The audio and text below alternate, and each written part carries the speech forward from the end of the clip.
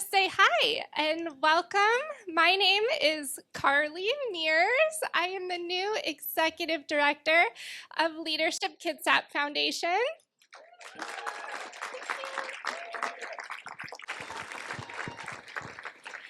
And on behalf of the foundation and our board of directors, I would like to welcome you here tonight for the 2023 Leadership Kitsap 20 Under 40 Awards. Welcome.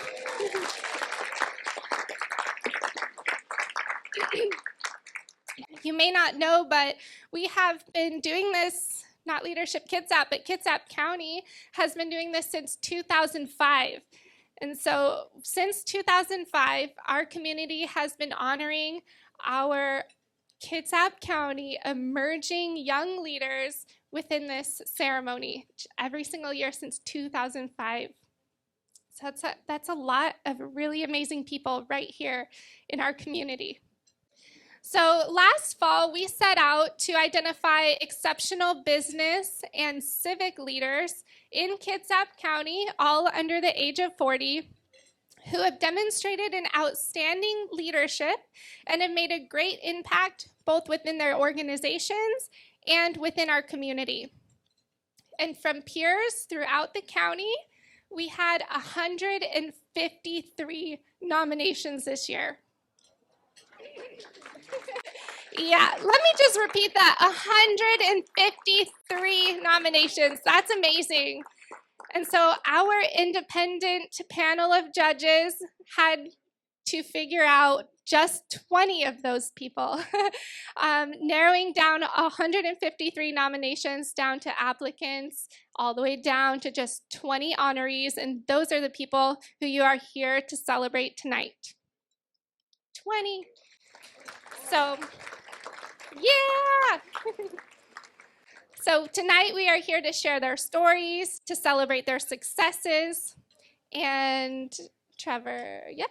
We are also here we want to thank our judges for, I lost my spot, but they narrowed it down all the way to those 20. We are here to celebrate them, and we couldn't do it without our independent panel of judges, and that is Anthony Jones, Associate Attorney of Dorsey & Whitney, LLC, David Nelson, Editor of the Kitsap Sun, Shannon Peterson, Director of Public Services at the Kitsap Regional Library, and Rick Tift, Executive Director of PSNS and IMF.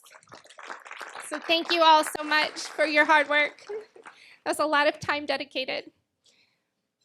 And Clark Construction, Inc. is the event sponsor for tonight, and the executive sponsor of this evening. So they really invested a lot in hosting you all here today with us. So we'd like to give them a huge round of applause as well.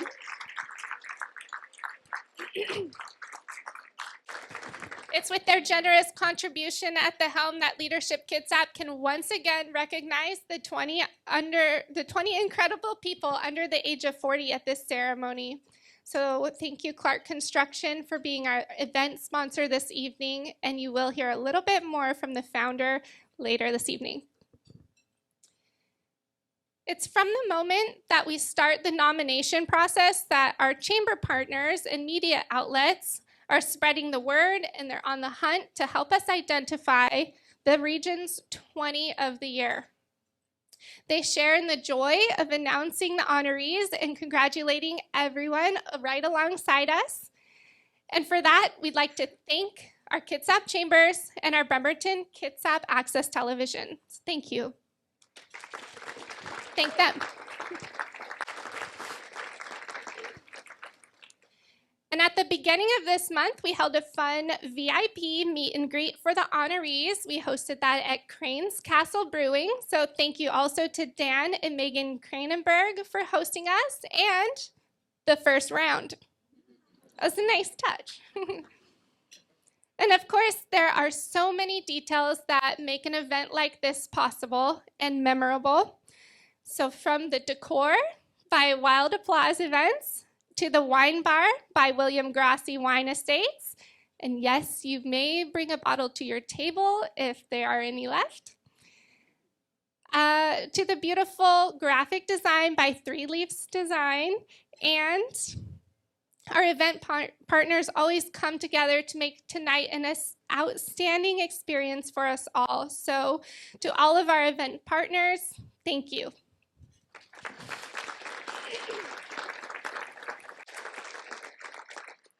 And now I would like to invite to the stage two major contributors. Nathan Uffens, he's the Director of Sales here at the Kitsap Conference Center, and David Delson, the editor at our official media partner, the Kitsap Sun, to say a few words. Nathan and David.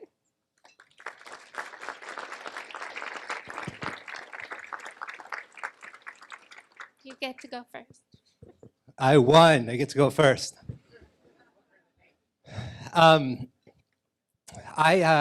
Like Carly was saying, this has been going for 18 years or so, and I was really lucky to be at the Kitsap Sun because this was we presented this event for a number of those years, and so I've been really happy to that they let me stay part of this.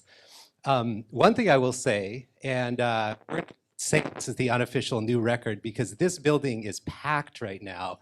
And thank you all so much because I am astounded with how many people we have in the room. I think Carly said this is 100 more than last year, and hopefully we do this for every year from now on. It would be great. I am here to say thank you also on behalf of Rick, Anthony, and Shannon, who Carly was mentioning. The four of us did spend a lot of time with the resumes and the application letter and the recommendations and all of that. And I want you to know, I hope you just hear me when I say this, that this is a very genuine process that we go through to find people who are deserving of this, who represent what is best in Kitsap County of upcoming leaders. And we really do put a lot of effort into it. And so this honor means something. And I just want you to hear that from us. It was not an easy couple of hours we spent. You know, there were a lot of good people who are recommended for this and a lot of good people who didn't get honored this year, and hopefully they apply next year. But so we want you to know that from the judging panel. And then the other thing, I just think we should say or clap for two other people. One of them is in this room is Katie Walters, who is the former director of leadership Kitsap. If Katie's right there. She was elected Kitsap County Commissioner last fall, so she's no longer leading the organization, but on to something else. But Katie was so instrumental in getting this going for Leadership Kitsap, and so I'm glad we can recognize her. And then the other one, let's clap for Carly. This is her first one. It's great so far. It's gonna be great. And thank you for taking over. Thank you for keeping this going and everything you do to get it to what it is. So with that, enjoy your evening, and Nathan, I'll let you.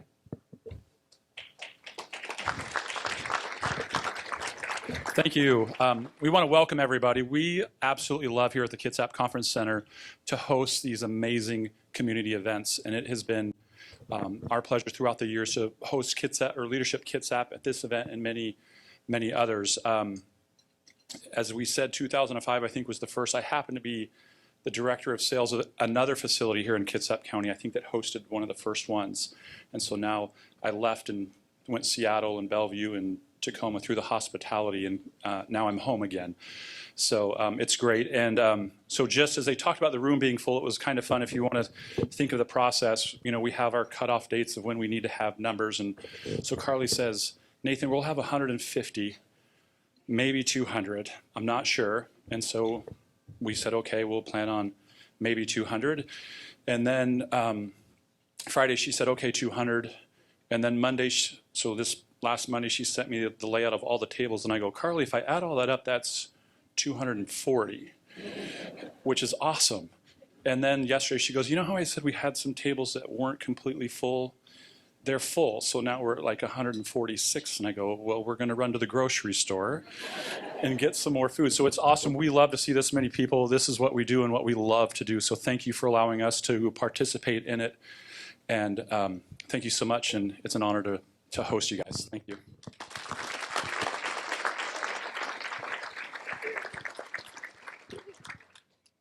Okay, I didn't know he was going to sell me out like that.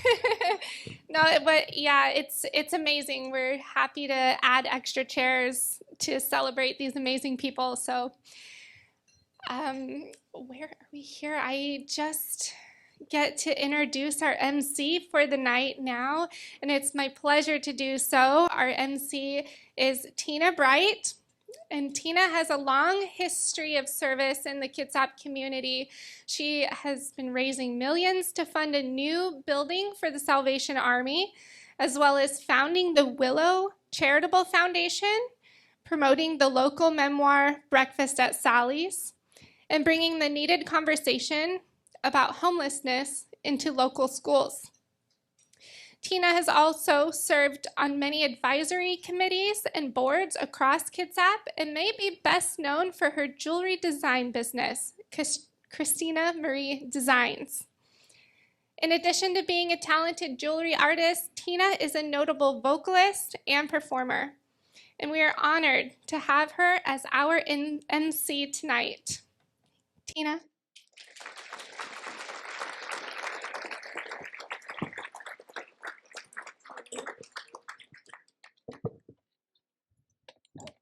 I'll switch it up and go to this mic.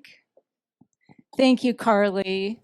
It's wonderful to be here with you all this evening and see this room so full. This is great. One note of business, if you haven't already and you have a cell phone, please either put it in silent mode or on airplane mode. I had to do that because I know this is the night that my kids are going to call me and have an emergency. So if you would silence your phones, please. And first, I would like to acknowledge all the elected officials in the room tonight. Please stand and let us thank you for your service.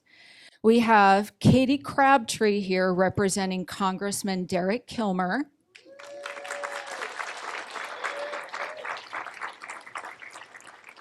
Senator Emily Randall.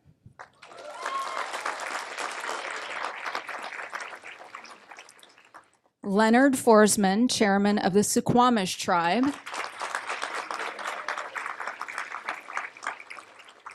Commissioner Katie Walters.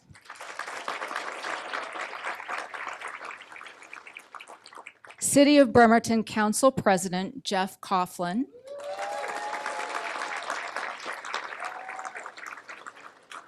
Quinn Dennehy, Bremerton City Council.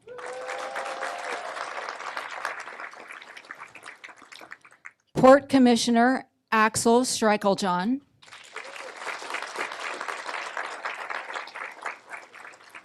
And Eric Green from Central Kitsap School Board.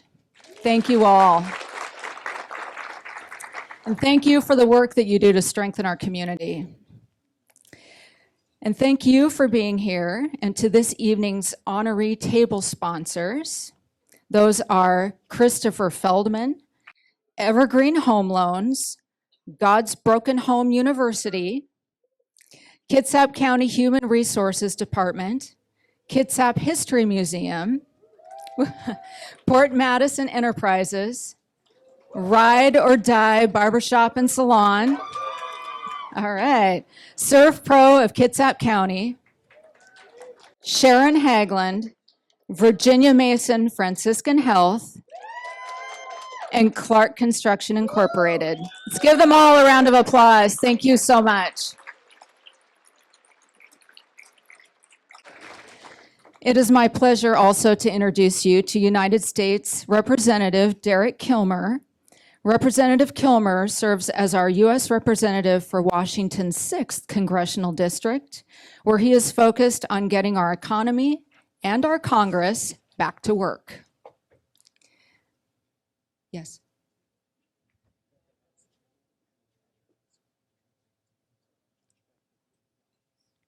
Can you help me with that, please? We have 2 more elected officials in the room that we neglected to get on the list, and Anthony is going to help me with that right now. Yes, thank you. Sorry for the interruption. We've got Josh Bagley, Vice Chairman of the Suquamish Tribal Council. And Denita Holmes, Treasurer.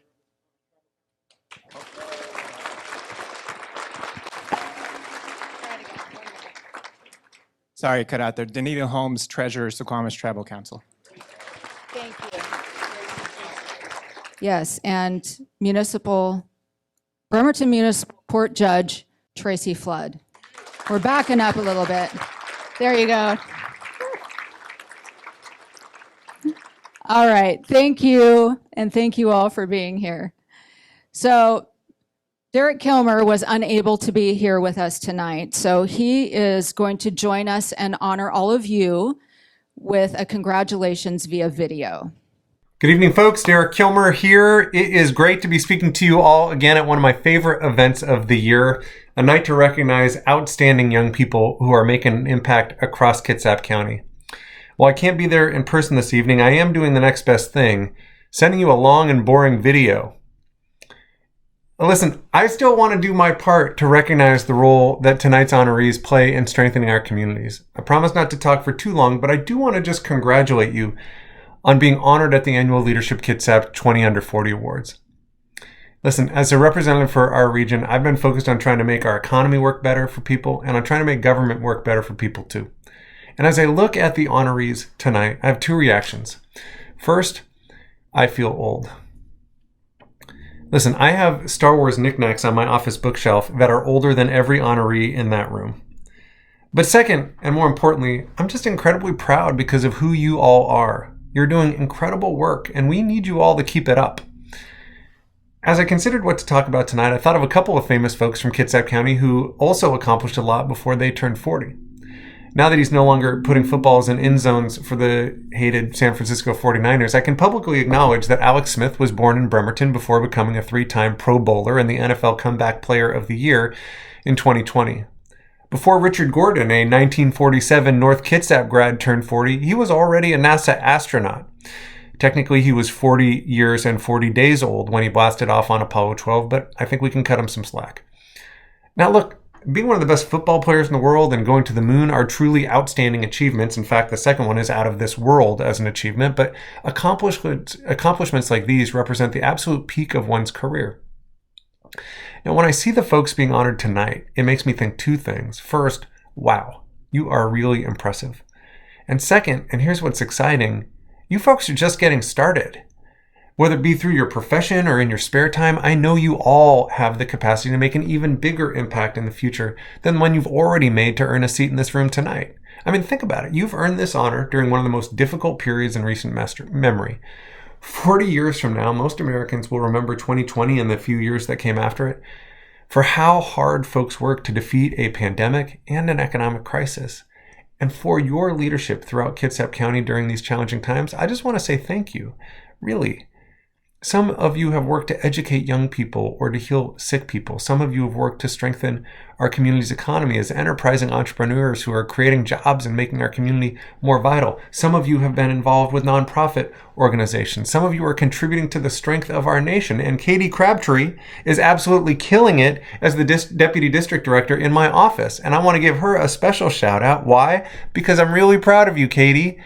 But the reality is this, every person attending tonight is proud of each of you. Through all of this, an unwavering truth has stood clear as day, and that is our community is resilient. So thank you. Thank you for being part of building that resilience.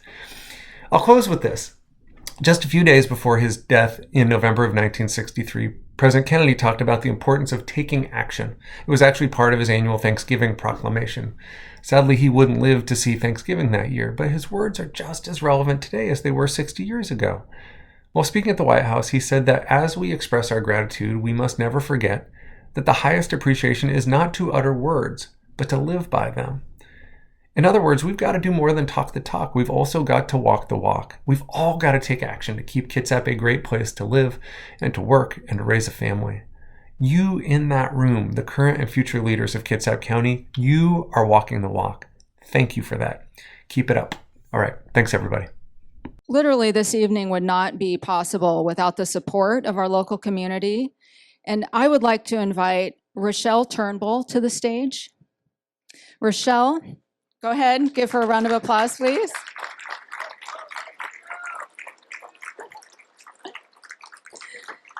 Rochelle is the president and founder of Clark Construction Incorporated. You've probably seen their silver vehicles with the bright orange logos, many of them all electric, driving around Kitsap.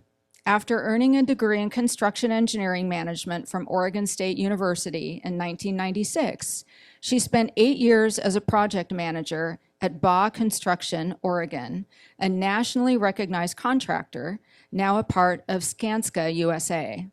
She founded Clark Construction in 2006, which now has nearly 100 employees, offices in Sequim and on Bainbridge Island, and a projected volume of over 50 million annually. In 2021, Rochelle was inducted into Oregon State University's Academy of Distinguished Engineers. Please welcome Rachele Turnbull.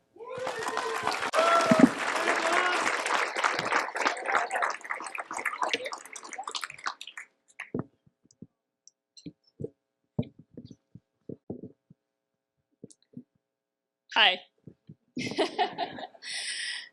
As I said, my name is Rachele Turnbull. I am the founder and president of Clark Construction, Inc. We are a local general contractor doing work in all facets of commercial construction, multifamily, and even custom residential construction. I'm very excited that we have had the opportunity to sponsor this great event and to support the incredible young emerging leaders in Kitsap County. I'm used to talking to people who already know me, or at least know quite a bit about me, my Clark family, my peers in the industry, and even my teammates in rowing. But today, many of you probably don't know much about me or about the Clark story. So before I talk about leadership, I will tell you just a little about me and how I got here. My father had been a police officer. He was a motorcycle officer when I was younger, but he had a major motorcycle accident when I was about 6 years old. It caused a severe head trauma that forced him to retire from police work and find something else to do. So he decided to become a builder. He started in roofing and then moved to small, affordable housing. He was always so proud that his homes were less expensive than anybody else's in the area. He built as many as he could and charged as little as we could survive on. A great idea, not such a great business plan. My dad always let me work with him from a very young age and never let me think that there was anything that I could not do. I remember one summer when he asked me to help out on a roof job. I showed up on the job site and there was another guy there helping out. They were getting rolled out and they were up on the roof, and I got up there and got started. When the other guy noticed me, he said, "I'm not gonna work with the girl. I'm gonna have to do all the work, and I'm gonna have to share the money." My dad didn't take much time at all to think about this. He looked at him and said, "Well, she's faster, so I guess you'll have to go." Now, I doubt that I was faster, but that's just one example of how my dad always built my confidence and created my drive to be better than that guy and to prove my dad right. When I was deciding where to go to college, I selected Oregon State University for their engineering program. I did so because it was the family college.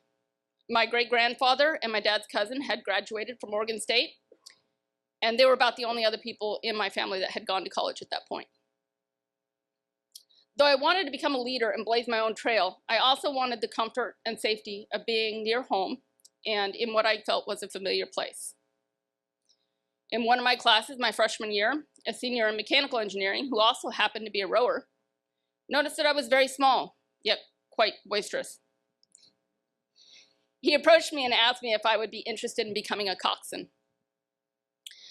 Once he had explained what that was to me, I let him know that I was afraid of small boats and that I couldn't swim, and that it was about damn time I got over it. Rowing was key to my development as a leader.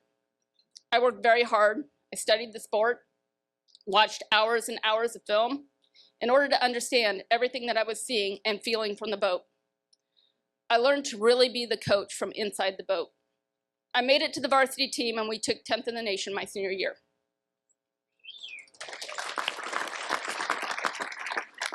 This is really where I learned what it meant to be part of a team, to work hard for my teammates, and to never ask more than I was willing to give myself. When I graduated from Oregon State, I took a job with Ball, Oregon, which proved to be a crash course in leadership. After my first boss left to take over another campus, the 3 new bosses that they hired for my division quit within days of or even before showing up to work. By the time they were looking for the fourth boss for me, I had already taken on his role during the day and was doing all my project engineering work at night. The client was happy, the projects were moving along, and I asked them to just get me some help rather than sending me another boss who had probably just quit. So they did. This is where I learned about taking on a real challenge and surprising yourself with success. Soon I was managing projects at Intel, Tektronix, and other high-tech and industrial companies. From there, I moved into animal care facilities, greenfield office buildings, education, hospital work. It was very exciting for me to see all of the people that I worked with succeed. I had the chance to train a bunch of project engineers from then and let them become managers. It was pretty incredible to see them grow into their roles. The last few years of my career with BA, then Skanska, was spent traveling to multiple jobs that were in trouble in order to figure out what was going wrong and to get the project back on track. This was very rewarding, and the issues were nearly always around a fear to lead and avoiding the tough discussions. When I decided to start Clark, it was for a very different reason. It wasn't just about the business and to grow to where we are today. Yes, I always knew that if I was to continue my career in construction, that I wanted to do it as an owner, not just an employee. But I started Clark because my dad was beginning to suffer from early onset dementia and Alzheimer's. At a very young age, his doctor said he can't work alone anymore. This is where I found purpose and not just a job. Clark began to grow, and the people that chose to join us, they chose to join because we were different. An entire company of leaders in the industry working together as owners, stakeholders, and mentors in the building careers, creating building careers for themselves and others. My dad worked the last years of his career with us at Clark Construction. As a general contractor, we work with our trade partners, design, engineering consultants, and owners to produce a very large and complex structure that relies on everybody's hard work to come together into one thing. As such, we cannot just hire employees. We have to hire leaders. Our field personnel often need to direct subcontractors in the field, monitor safety, monitor cleanliness, and always be sure the site is appropriate for any visitor.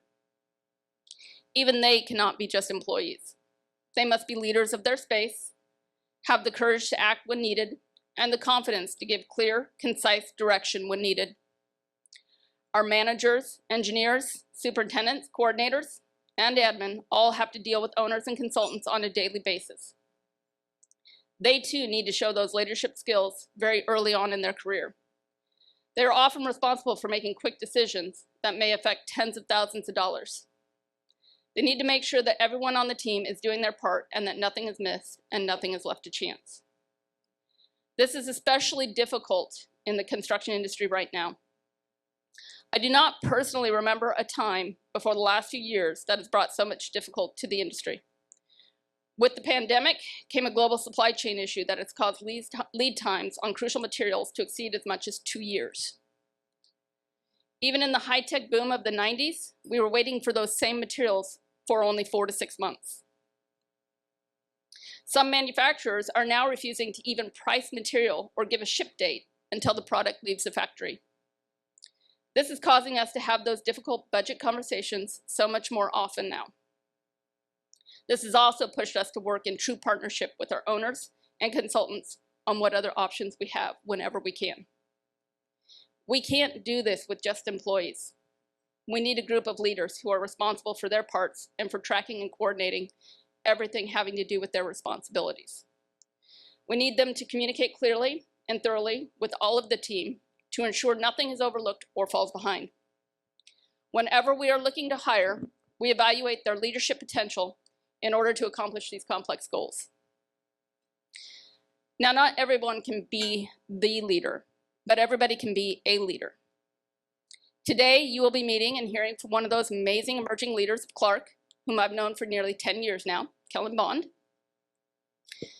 You may also, yes, you may also know another leader who previously received the 20 Under 40 award, who has recently joined our team at Clark, Ashlee Reese. My guess is that you will meet many more of Clark's emerging leaders in the very near future as well. So how do we find all this great new talent? And how do we develop it? You are all leaders in whatever it is that you do. Otherwise, you would not be here. Getting here was an honor, but the greatest honor is yet to come. Identifying and developing other new leaders and encouraging them and helping them grow throughout their career. I'm not going to say that we are experts at this at Clark, but I will say that every day I am blown away by the leadership skills of the younger teammates within Clark. Teammates. That is a key word if you want to draw great emerging talent to your organization. They need to be welcomed as a teammate and know that their ideas and opinions matter. Freedom. They need the freedom to express who they are as a leader. Every leader is different, and you cannot expect the same thing from one to another. Employees will ask you for their job descriptions and their titles. The leaders will tell you what they are going to do and how they are going to make things work for their teams. Too much rigidity will stifle and discourage a new leader who is ready to take that step to lead. Safety. New leaders need to feel safe. If they are ridiculed or degraded for making a mistake, then they will stop making mistakes. And we all know what happens when you stop making mistakes. You stop taking chances. Challenge. New leaders need a challenge, sometimes more than they think that they can handle. Many leaders will try to develop other leaders by constantly telling them what to do. They will learn way more by coming up with their own solutions and just getting guidance from you. Most of all, they need a vision and a cause. A job is simply not enough anymore. Especially in today's day and age, these new emerging leaders can get a job anywhere. If you want them to stay and you have to give them more. More responsibility, more opportunity, more wiggle room, and more chance to make a difference, not only at work, but in their community. Now that you are all already great leaders, it is time for the best part. Find those people who have the courage to face their fears, or help them learn how. Find those people who are driven to learn and do everything, and show them opportunities. Encourage a safe workspace that understands that mistakes will be made, and we are here to help you keep those mistakes small. And finally, provide that more that your emerging leaders are craving, and depend on them to help you discover what that is. It's time to let the light shine on them. You will be amazed at how many there are. Thank you.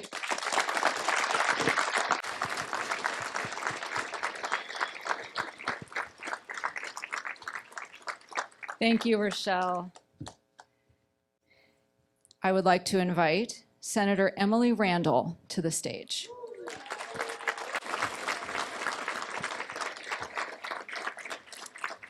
Senator Randall was born and raised on the Kitsap Peninsula in a hardworking union family. As a community organizer and advocate for healthcare and education, she is focused on putting the people of the 26th District first. She was elected to the state Senate in November 2018. Emily is now the Majority Caucus Whip and the chair of the Senate Higher Education and Workforce Development Committee. She also serves as a member of the Senate Health and Long-Term Care Committee and the Senate Transportation Committee. Thank you so much.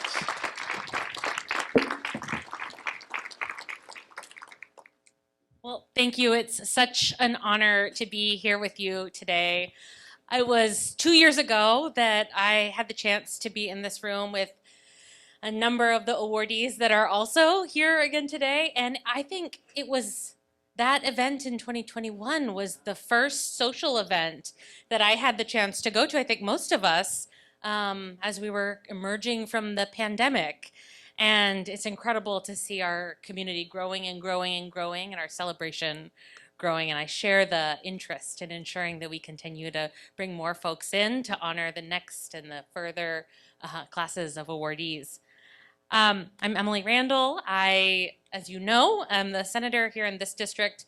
We're currently in the 26th, just a few blocks north, and you enter the 23rd, but I'm very proud to get the chance to represent my own community, my town here. I live a few blocks up the road, and the community that I grew up in. I grew up in Port Orchard in the house that my mom grew up in, and my dad went to East High. My mom graduated from South, and so I, was raised by this community and our values and our, excitement and taking care of each other and investing and growing our neighborhoods and ensuring that, our neighbors of all ages have the opportunity to grow and thrive. Though when I was graduating from high school, I thought, now is my chance to leave and I'm never gonna come back. Which I think is an age-appropriate reaction, right? We wanna grow up, we wanna spread our wings, we wanna learn about what the rest of the big wide world has to offer. And so I left Port Orchard and I found myself at school in Massachusetts. I'm the first in my family to graduate from a four-year college, and thank you.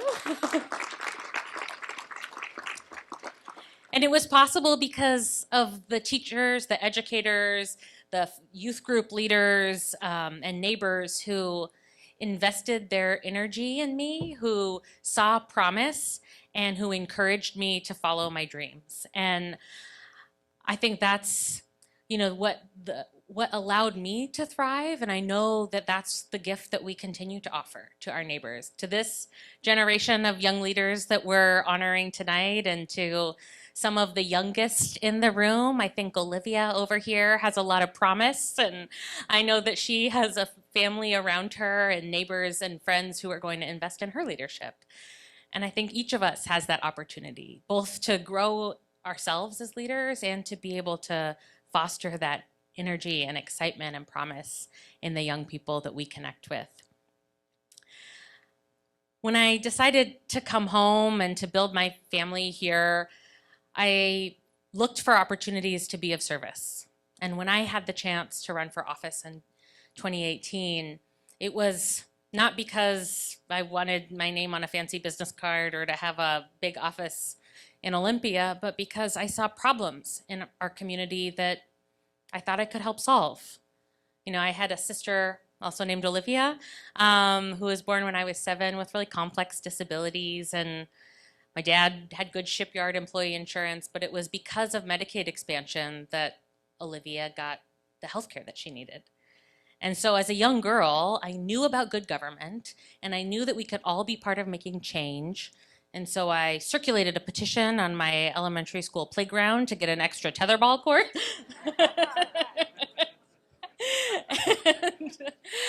and continued to look for ways to serve. In the legislature, I've had the chance to work with neighbors right here in our community and all around the state to continue solving problems, to ensure that more people have access to healthcare, and to ensure that more first-generation college grads like me have the financial aid that they need to follow their dreams and build their careers. And all of it is possible because of so many leaders in our community of all ages. I think it's really important for us, even as we're here celebrating young and emerging leaders, to honor the leadership of the elders in our lives and in our communities. I'm really lucky to have my paternal grandparents still alive. They live in the same house in East Bremerton than they have since 1967, and I get the chance to go and visit them once a week now, but as often as I can, to hear their stories and to learn from their experiences, and to get a reality check when, my grandparents chastise me for not coming around enough, or say that I should maybe, straighten up my act and not wear jeans with as many holes in them. And but it's the multi-generational relationships, the elders who give us advice, and the grandparents and parents who learn from their children, and the young neighbors in our community, the chance to learn from each other and to continue investing in each other's leadership and building the future that we all believe in, that makes us so strong. In Olympia, I get the chance to work with a lot of young emerging leaders as the chair of the Higher Education and Workforce Development Committee. I meet weekly with student lobbyists from all of the colleges across the state and from our community and technical college system. And they share with me the bills that they care most about.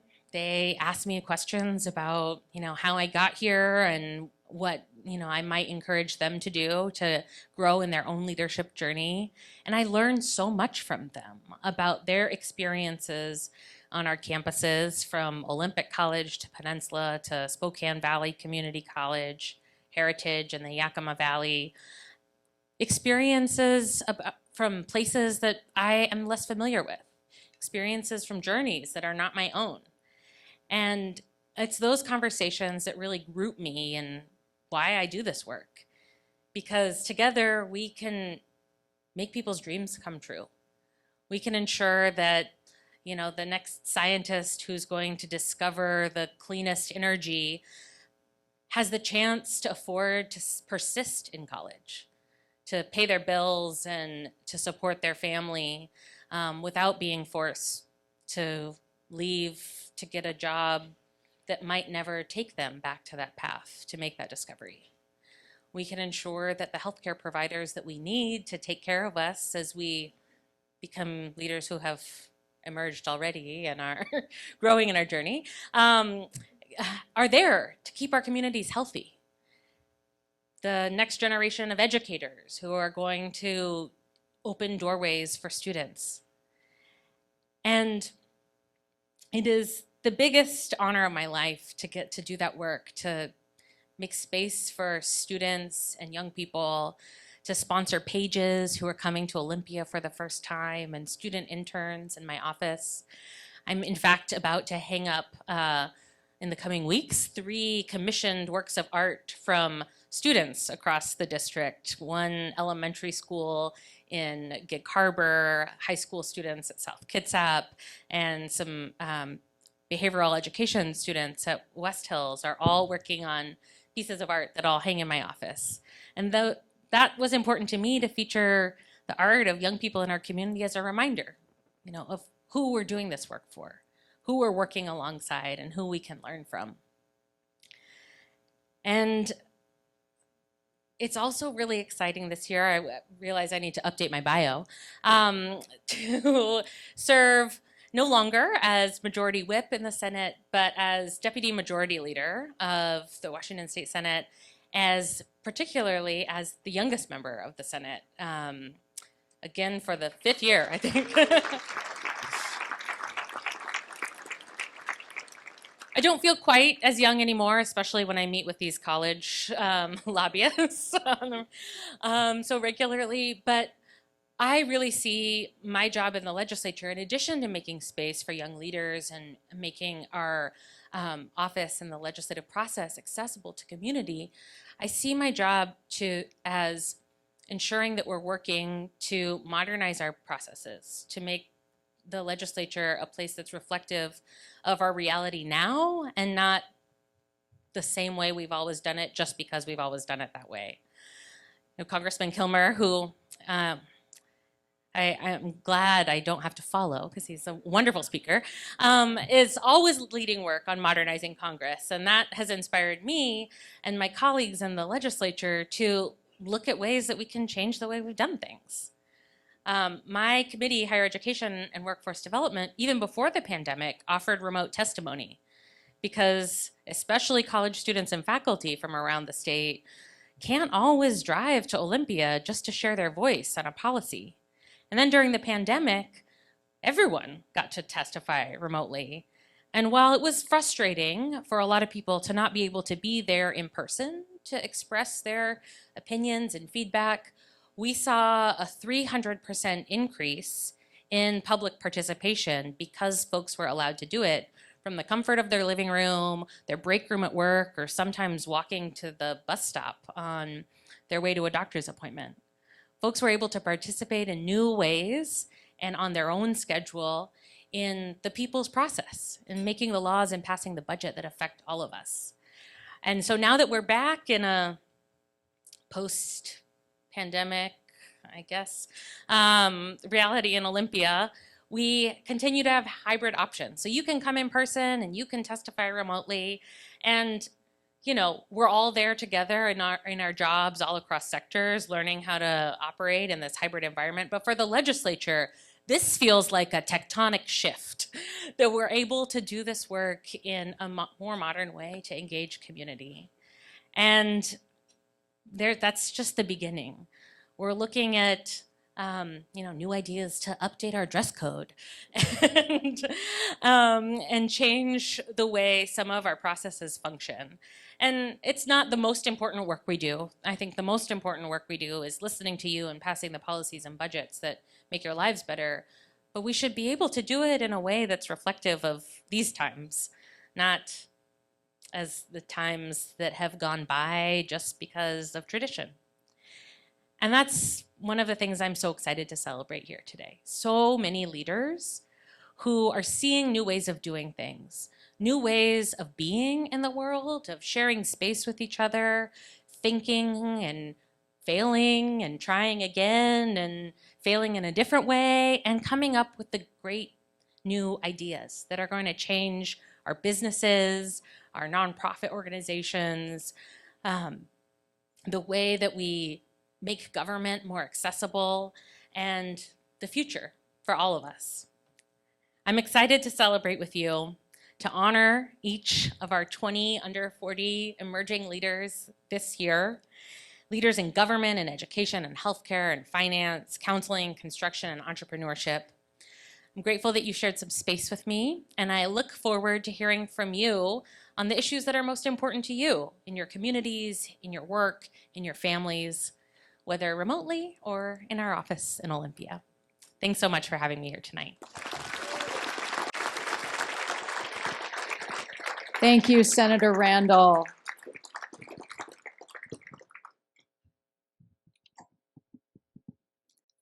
All right. Our community recognizes the contribution of dynamic young business and civic leaders in Kitsap County. They have an innovative entrepreneurial spirit that helps drive our Kitsap economy today and will for years to come. I'd like to invite Matthew Augsburger to the stage to share in the pleasure of presenting this year's honorees with me.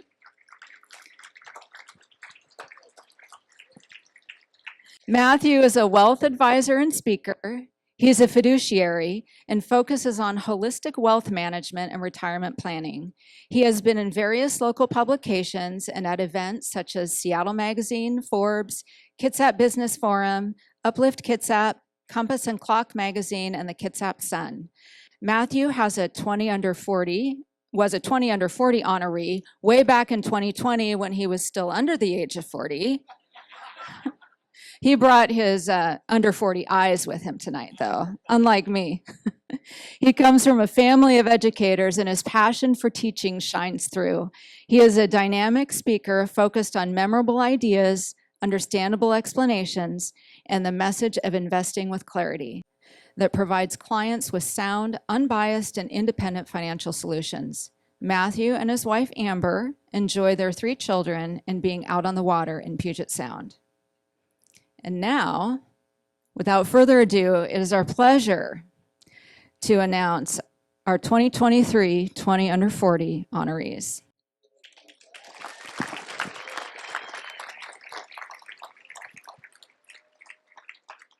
Please welcome Kathleen Arndt.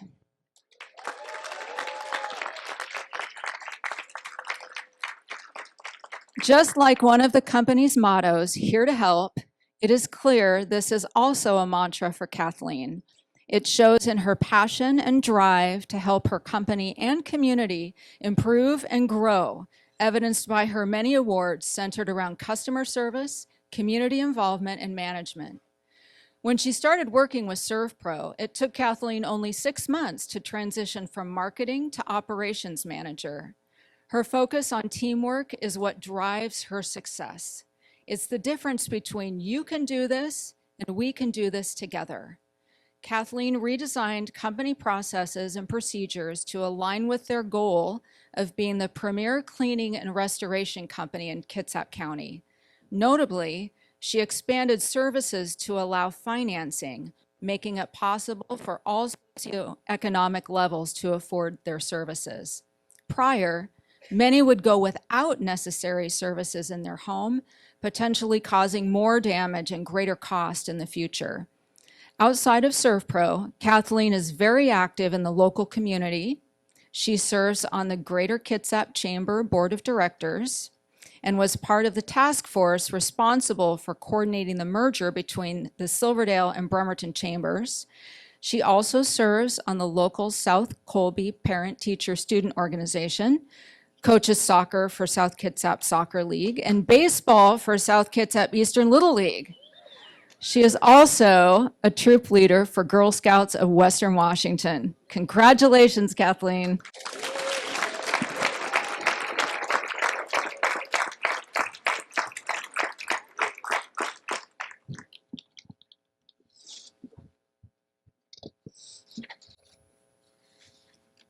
Just have to say I'm overwhelmed with gratitude to be one of the honorees selected in this year's 20 Under 40. Thank you all so much for being here to share in this occasion. I'm honored and humbled to have my work and my community involvement recognized in this way. This accomplishment is not something that I did alone, and there are many others that deserve recognition. I'd like to thank the Leadership Kitsap program for all the things they do for the leaders in developing our skills and encouraging us in our community outreach. I'd like to thank my employers, Terry and Janine McCann, the owners of ServPro Kitsap County.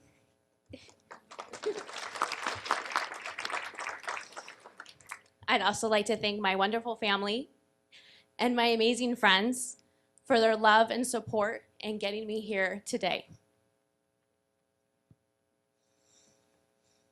Last but not least, I'd like to thank the 20 Under 40 program for recognizing leaders in our community. I hope this appreciation of my work serves as inspiration to others. Remember, if my work can make a difference, then so can yours. I also like to extend a sincere congratulations to the fellow honorees. My goal is to continue to strive for excellence in my work and to continue to be a positive role model in my community. Thank you again for this great honor.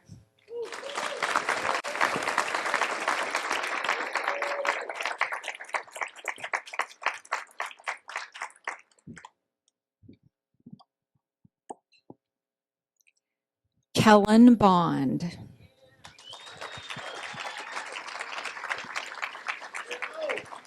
Starting at age 13, Kellen Bond's parents would drop him off at his uncle's home in Northern California for a couple of months each summer to work construction. He developed a passion for it, went to school for it, and in 2014, he joined Clark Construction as a project manager. At the time, Clark had 10 employees and did approximately $5 million per year in projects. But Kellen had a vision for what the future could look like.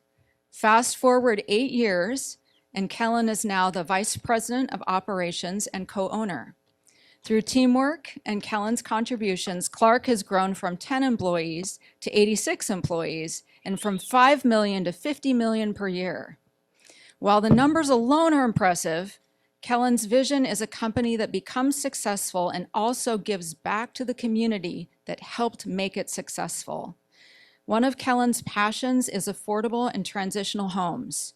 In this spirit, he has been involved with the Rehome Project, which helps build affordable housing for farm workers. He, along with his team, volunteered time at Bainbridge High School to help students build 2 tiny homes for the homeless in partnership with the Low Income Housing Institute. Kellen's most satisfying accomplishment outside of business is his many years of coaching soccer. He has found that both children, as well as adults, need to be heard, need recognition, and need that recognition to be based on the merit of their hard work. This character development of the next generation drives him to continue to work to have a greater impact on the community here in Kitsap. Congratulations, Kellen. Thank you.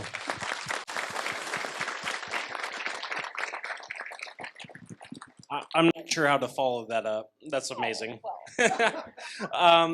It's such an honor. I would say it's such an honor to receive this award. I know it's no small feat, and to be standing up here, humbled to be recognized alongside 19 incredible individuals. It's really an honor, so thank you. When I thought about, I wrote multiple different speeches, just so we know. When I was writing my speech, I was thinking about mentorship. I was thinking about, you know, the people who made impacts in my life, through my life. You know, one of my impacts is my dad. You know, coaching soccer is something I get to do now. And I was thinking, like, who made that impact in my life? You know, everybody. We used to, my kids actually say this now. Bonds play soccer. Well, that's because my dad used to say that to me. That's what the Bonds do.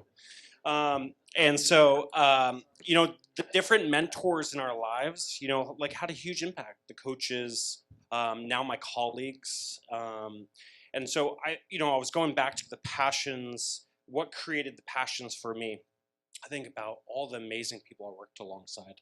I think about, you know, I worked at Island Lake as a counselor way back in the day when I was in high school, actually, with some people in this room. And, you know, the thing that I remember, the most impactful moment in my youth was having some kid come up to me. Maybe, I think it was like the second or third year I was there as a counselor, and he said, "You made this impact in my life." And I was, you know, 16 at the time, turning, you know, and then eventually 18 when he said that, and I was like, holy cow, that hit me so hard. And so now I have the honor, you know, with Clark Construction to just be a mentor to that next generation of leaders in Kitsap County. It's incredible. It's honestly so impactful in my life. It's impactful, you know, with me and Casey and Rochelle. It's so huge. So, you know, all the different moments that happened in my life by the people that were around me is something that I get to share. You know, I wrote down this message yesterday that said, this message is for that one person in this room who's going to hear this and say, I want to make a difference in the community. So it's an absolute honor, and thank you.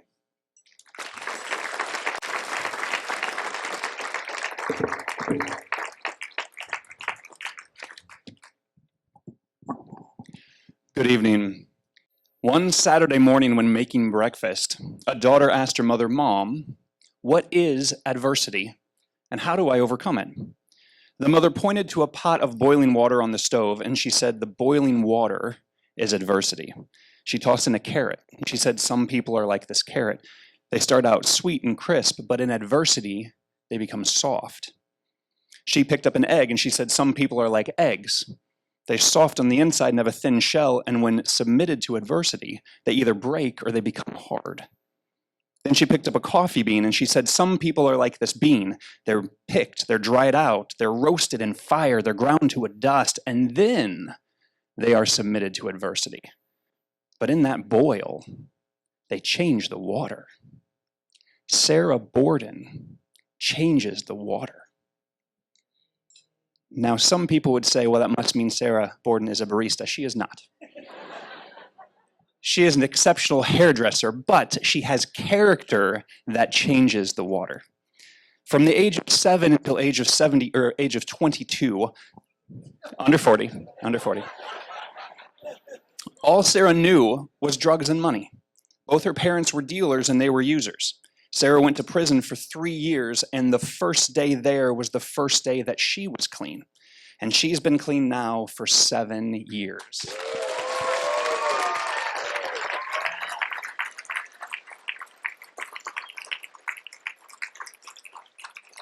When Sarah was released, she worked 3 jobs, went to cosmetology school, and became a hairstylist. She now owns her own salon, which, in addition to offering exceptional hair services, it is also a safe place for many in the community. She and her team, 2 barbers and another stylist, consider it their mission to give back. Sarah volunteers her time and talent at the Salvation Army, Kitsap Rescue Mission, Kitsap Mental Health, Pendleton Place, and God's Broken Home University. She has made her business, Ride or Die, a sanctuary for people who need more than a salon or a barbershop. They need a community. Please join me in congratulating Sarah Borden.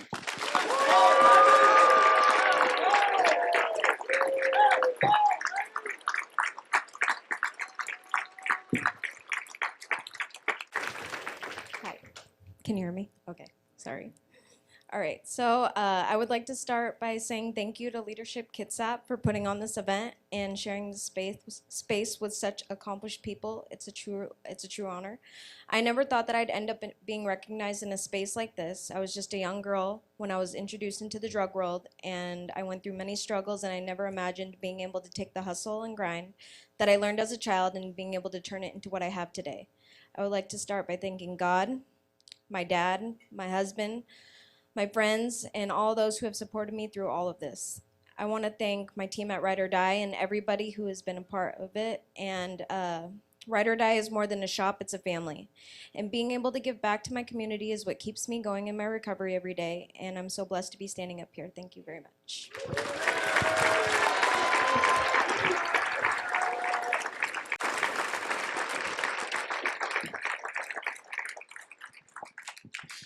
When we look to the night sky, the light from the stars has traveled years and years to reach our eyes. In essence, we are seeing the data points of history.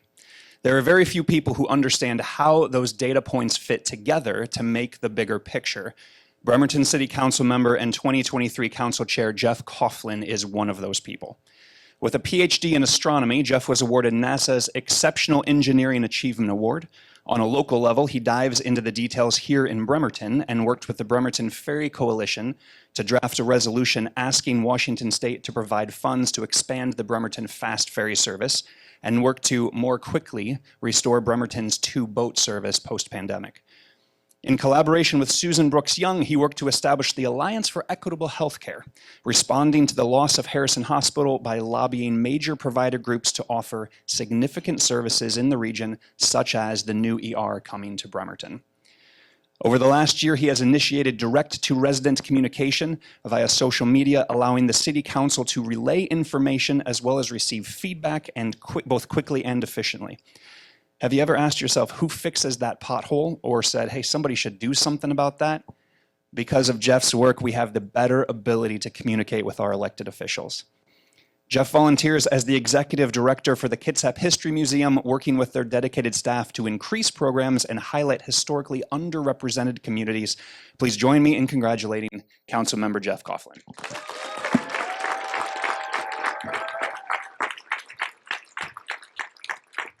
Gosh, well, thank you all. I just feel really privileged to be up here. You know, I grew up a giant nerd. I mean, I'm still a giant nerd, but I was one as well. And I felt so lucky. I got to go to school for astronomy, which was my passion. And I got to spend 10 years working for NASA and the SETI Institute, you know, exploring strange new worlds to seek out new life and new civilizations. And it was fun. It was a nerd's dream. But you know, honestly, as time went on, I realized I wasn't really happy doing that. And the reason was I kind of realized I wasn't making an impact on people's day-to-day lives and making them better. And at the same time, I was living up here and I just fell in love with Bremerton and Kitsap County. And so I'm just so privileged to have had the opportunity the past couple of years to just support the folks making an impact. And really all I want to say the rest of the speech is just 2 words, and that's simply thank you. Thank you to the folks at the Kitsap History Museum, Lisa Hope, Mary Phelps, and Janine Greco, our incredibly dedicated staff who spend so much time connecting our community with each story and highlighting underrepresented groups. To Angie Thomas, who is our president, for leading us forward and making things new. Thank you so much to all the Bremerton citizens for speaking up and for letting me be your conduit to the city council. Thank you so much to Councilmember Quinn Dennehy, who's here. And to everyone else on council for having faith in me as the president and letting me herd them as a group of cats that are just so talented and passionate, and I say that as myself. Thank you to all the community volunteers, neighborhood organizers, and all the leaders that are all in this room for making a difference every day. Big thanks to Susan Brooks Young and all the members of the Equitable Healthcare Alliance for fighting for equitable healthcare in our community. Thank you to Eric Morley and the Bremerton Ferry Coalition for letting me be your megaphone to get ferries back. And then personally, I want to thank my mother who raised my brother and I as a single mother on her own and worked so hard to do that.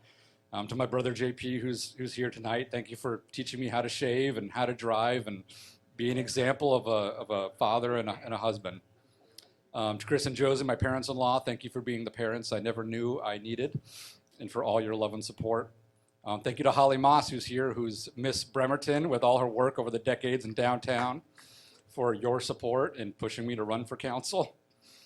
Thank you so much to my husband, Nick, for being there for me every day, for your incredible support, and for so many times when you get home from work and I say, here's the baby, I need to get out the door, and you take him. And finally, thank you so much to my son, Max the toddler. Stand up, take a bow, Max.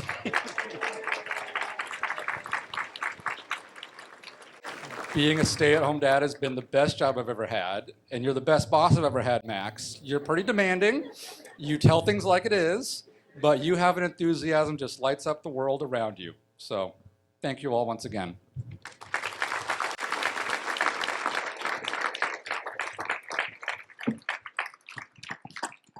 Our next honoree is Katy Crabtree.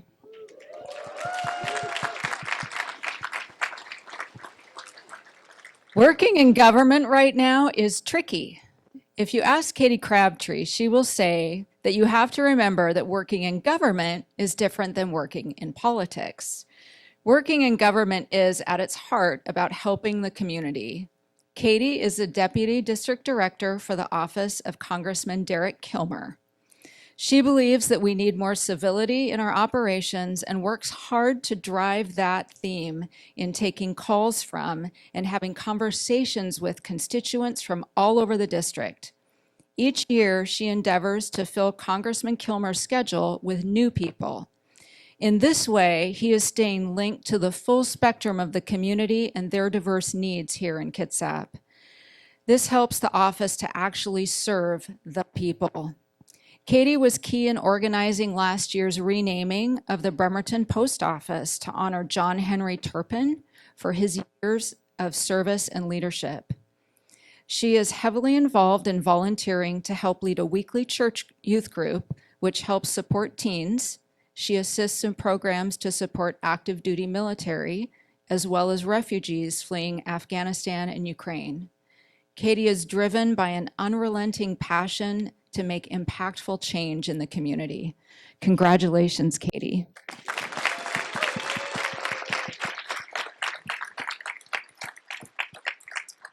Well, good evening. I will say it's funny to be up here because I've attended this event for the last 3 or 4 years with my boss when he's been the speaker.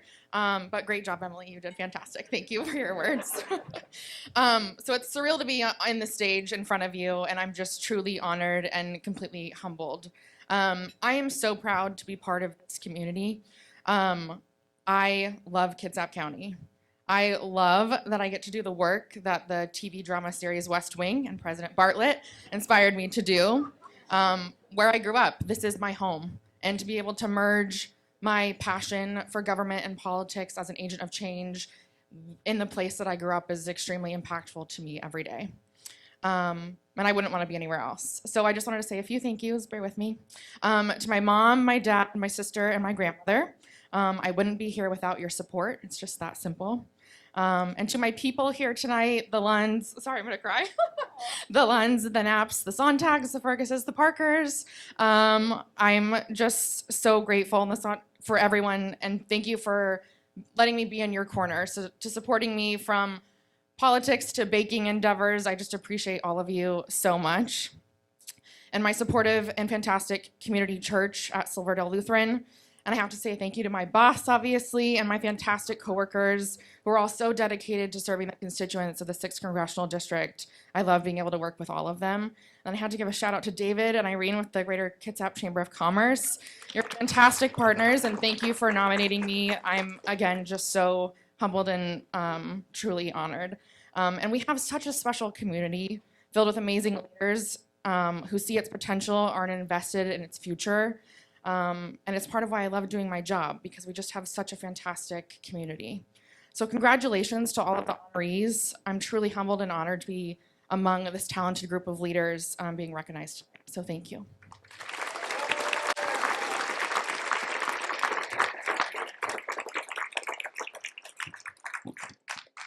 Our next honoree is Grace Feldman.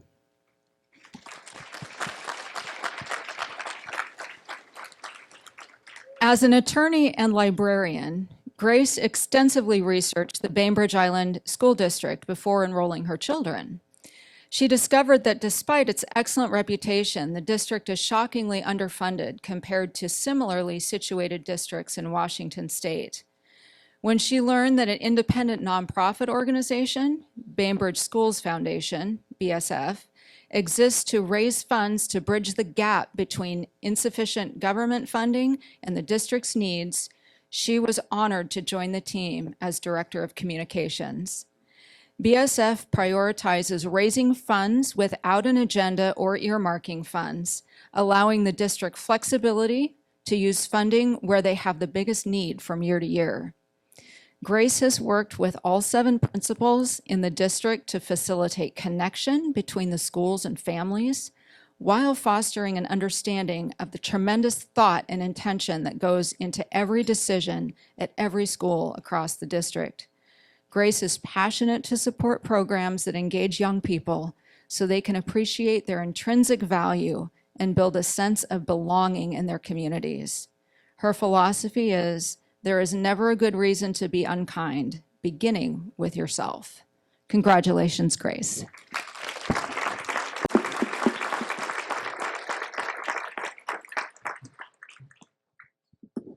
Good evening. Wow, what a privilege to be here. First, I must express my sincere gratitude to our host, Leadership Kitsap, its Executive Director, Carly Mears, and of course, the very astute panel of judges responsible for selecting this year's nominees. I carry this honor with my extraordinary colleagues at the Bainbridge Schools Foundation, Krista Lund Tracy, excuse me, and Michelle McGuire-Hobbs. I experience instinctive confidence in our team because of our shared determination to advocate for all students and educators in our community. Krista, you are a remarkable visionary and guide everyone with gentle empathy and respect. The foundation would not exist without you. Michelle, you are a masterpiece of a human. My favorite sentence out of your mouth is, I have an idea, because everything that comes after is considerate and inspired. Working with you both is a profound gift. Our team's dedication to this work is heavily influenced by our community's incredible educators. So it came as no surprise when I asked my children who I should thank. My kindergartner said immediately, Ms. Rose, her teacher. Like many children, my daughter's teacher is arguably the most important person in her life, representing an entire community of support through connection. I know I am not alone when I reflect back and recall a teacher encouraging me through critical periods of my life, particularly when I was a bit further under 40. I turned 40 in 12 days. And the perception of others heavily influenced my sense of self-worth. Ms. Rose graciously accepted my invitation to be here tonight. So if I may ask you all to join me in applauding Ms. Rose and all the educators who have a tremendously positive impact on our beautiful community. Thank you.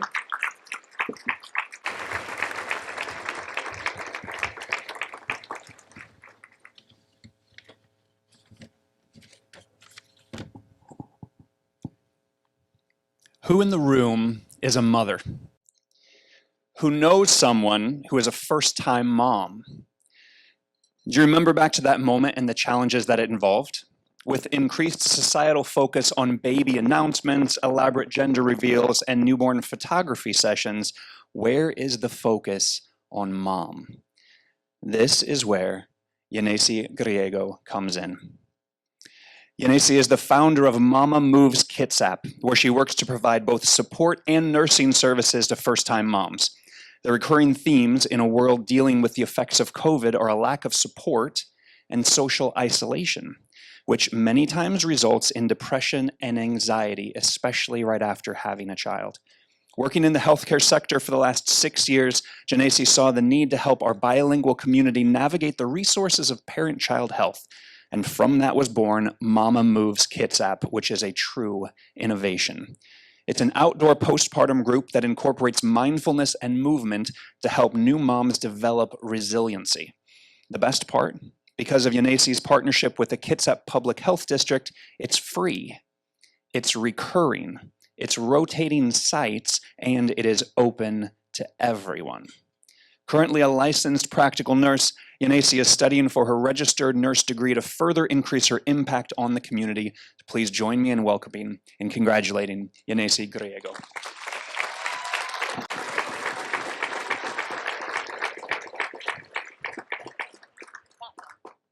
It's this one, you guys.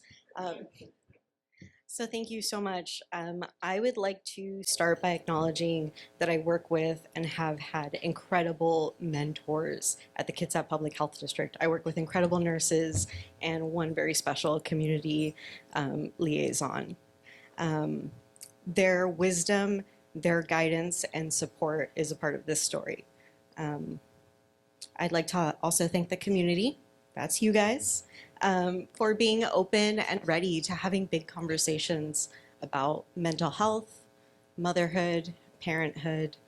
You know, everyone, whether they've been an attendee or have supported Mama Moves Kitsap, they've had such kind things to say about the pilot program. So in the spirit of the postpartum group, I'd like for everyone here to take a little kindness for themselves today. You guys got dressed, you came out here, you're here celebrating with us. We are all deserving of care and acceptance, just as we are. And ultimately, I'd like to dedicate this to the hardest working community in Kitsap County, our Latina community.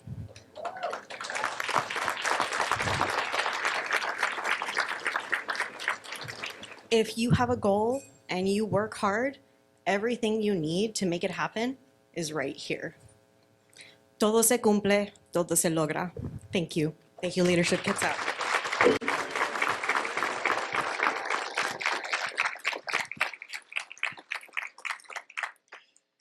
Head softball coach at Klahowya Secondary School and mortgage lender with Caliber Home Loans, Meika Hall is a champion of sportsmanship. While many people in the mortgage industry can seem ultra competitive, Meika takes the lessons of teamwork and sportsmanship that she teaches to the young athletes on the softball field and applies them directly to her profession. She takes a lot of pride in being able to share her knowledge by helping to collaborate with her colleagues. Her passion is teaching homebuyer classes for the public and hosting lunch and learns for her peers. In this way, she helps spread best practices and gives tools to other mortgage lenders to help them win in the industry. On the ball field, she builds the softball program at Klahowya. She is also driven to empower the future women leaders of our community, helping them to find strength and confidence to become their best selves, both on and off the field. Meika volunteers at Coffee Oasis, helping to end young adult homelessness, and by popular vote, she was a finalist for Best of Kitsap in the mortgage lender category in 2020, and in 2022 was Nisqually League Softball Coach of the Year. Please join me in congratulating Meika.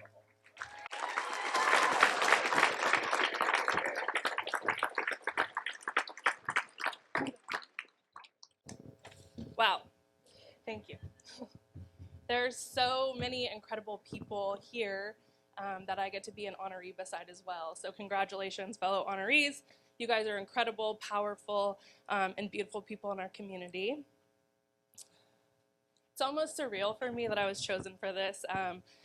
I typically am one who likes to stay behind the scenes. I don't like eyes on me.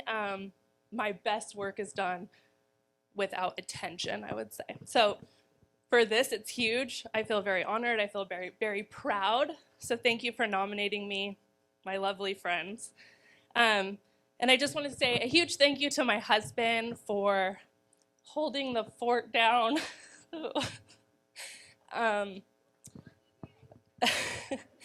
When I'm out doing my work and the things that are important to me in our community, thank you.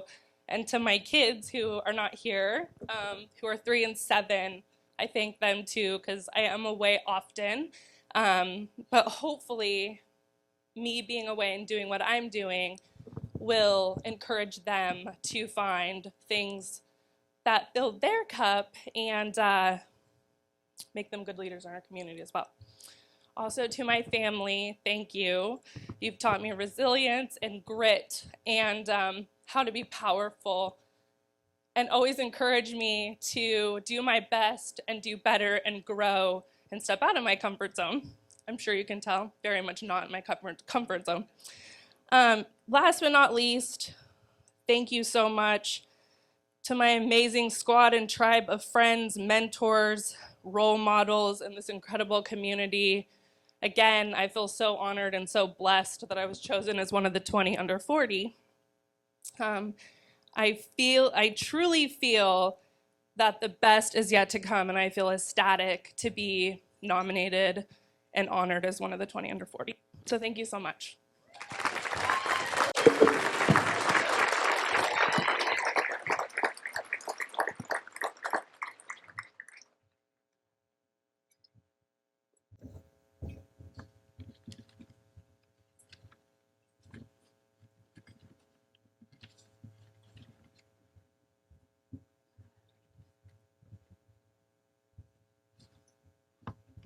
Our next honoree is Katy Hudkins. Is that not right? Hold on here. Aha, we're gonna go with Denita Holmes. Come on down.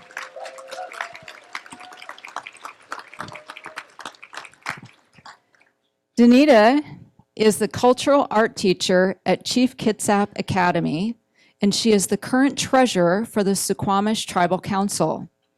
Her life story is steeped in the history and the culture of her tribe. Growing up, she found that the traditions she was taught provided an avenue for artistic outlet. She began weaving using traditional techniques and using traditional materials. Denita has created pieces for over 17 years, and her woven works of art have been featured in museums in multiple countries, as well as seen on Grey's Anatomy in HBO's original movie, Kimmy, which just premiered last year. As much as she loves creating, she also loves sharing the teachings behind her work. She teaches numerous classes to members of many different tribal nations and people of all backgrounds. Besides teaching at Chief Kitsap Academy, she is highly involved in her community, offering no-cost or low-cost weaving classes for the Suquamish tribe. Denita is the recipient of many art grants, such as the Evergreen State College Longhouse Grant, the Yehow Artist Grant, the Artist Trust Grant. Denita is driven to teach the next generation the traditions of the past to better prepare them to embrace the future. Congratulations, Denita.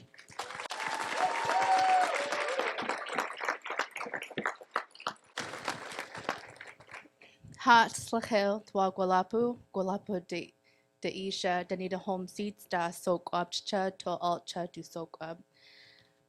Good day. My name is Denita Holmes. I am a Suquamish tribal member. My mother is Gloria Santos. My father was Patrick Harrison. My grandmother was Charlotte Santos. Her Indian name was Lebehud. And my grandfather was Ignacio Santos. I am very honored to receive this award, this generous award, and to do so on behalf of all the strong women leaders I have within my family. And I am here with my many of my family, but my husband is here. I told him I'm not going to say your name because I'm going to cry, but I did it. My husband is Joey Holmes, and my son is Joseph Holmes Jr. And I do this work as a teacher for him. And with the guidance and help of one of my professors that I have here today, Don Hardison Stevens. I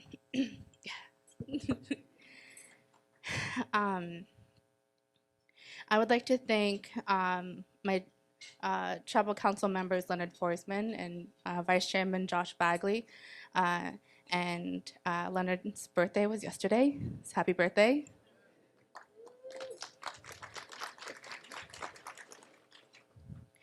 I would like to thank Port Madison Enterprises for sponsoring the 2 tables. It used to be 8 tables as an error. So, so I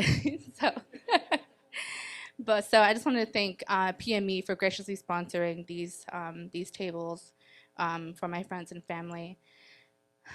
And I'm so honored to be part of the recipients, and thank you to Anthony Jones for the nomination, for truly seeing the work that I do within my tribe, our tribes.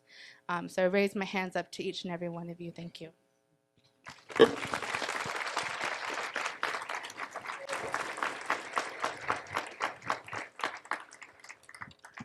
Now we have Katie Hudkins.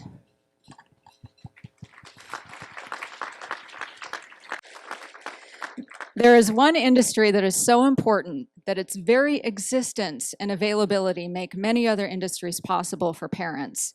This industry is childcare. Ask anyone with young children, and they will tell you that the availability of childcare in Kitsap County is seriously lacking. Katie Hudkins has a solution. As a former children's photographer, Katie visited over 200 daycare facilities in Washington State. This experience propelled her to get a degree in early education and family studies. Not long after, Treetop Village Learning Center was born. Katie believes if you are going to dream, dream big. Her Bremerton location is licensed for 208 children and has 3,000 square feet of space dedicated for infants. This is very large for the industry. Katie is working to expand, and by the end of 2023, will also have a Port Orchard and Gig Harbor location. Katie serves as the co-chair for the Committee for Licensing in the Department of Children and Young Families for Washington State. Here, she is a voice for child care providers in the state, helping to bridge the gap in communication between providers and the Washington State Licensing Department. In May, she will be traveling to Washington, D.C. to advocate for better childcare options. Even though her passion for her work is huge, Katie considers her biggest accomplishment being a mom. Congratulations, Katie.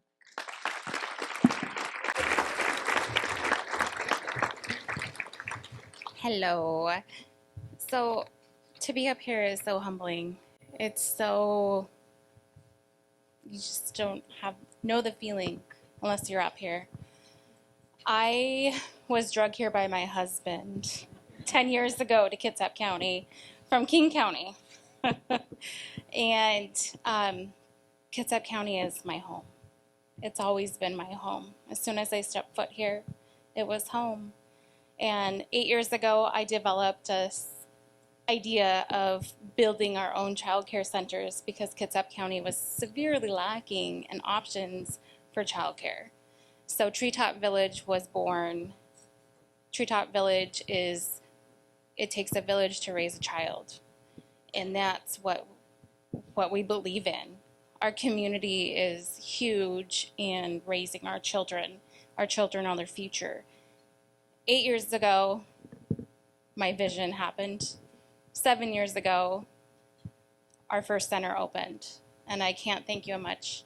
Thank my parents for all their help and work after hours, coming on the weekends and building a daycare.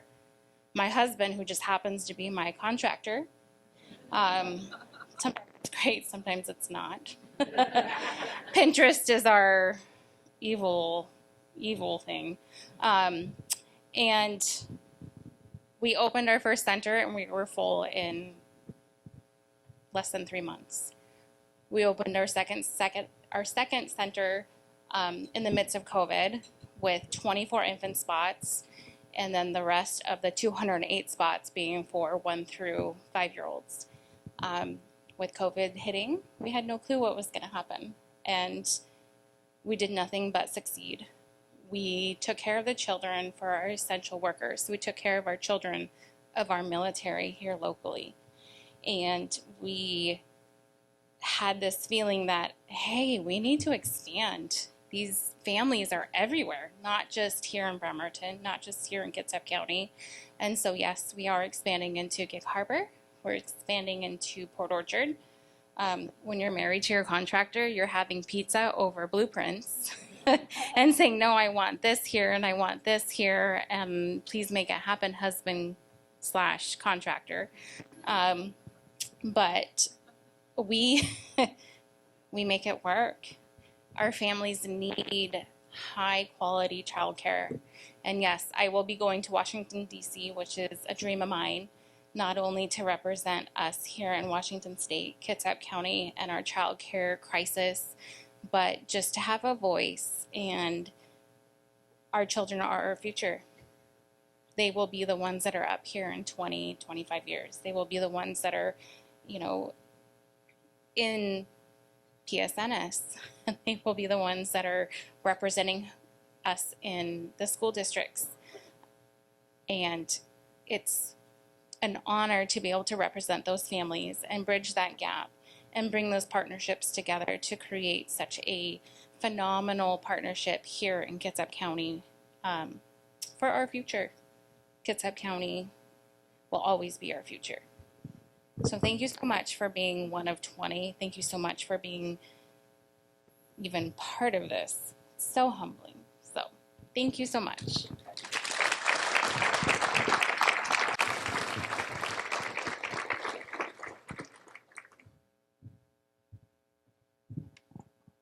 Our next honoree is Victoria Hudson.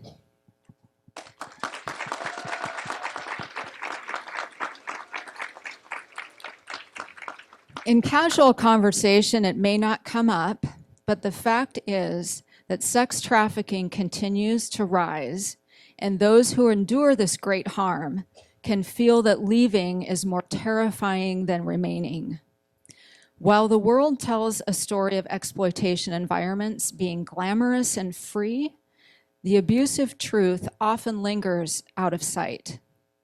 Victoria Hudson helped develop the local nonprofit organization Scarlet Road, which is the first centralized support in Kitsap County for survivors of sexual exploitation and human trafficking. Through a collaborative vision, Victoria developed a relationally based standard of care for survivors that is rooted in trusting survivors as the wise leaders within their own stories. As a licensed mental health counselor, and through the collaborative efforts of Victoria's team, Scarlet Road is influential in training, resource development, and support services that reach some of the most marginalized communities locally. In Victoria's work, once a survivor connects with the Scarlet Road community, the deep work begins to help invite restoration within a trauma-informed collaborative setting. Victoria and her team have a continuous influence in developing best practices for care for survivors locally and statewide, and has authored training resources which include prevention and intervention trainings for youth and adults, as well as screening and ethical tools for providers. Congratulations, Victoria. Thank you.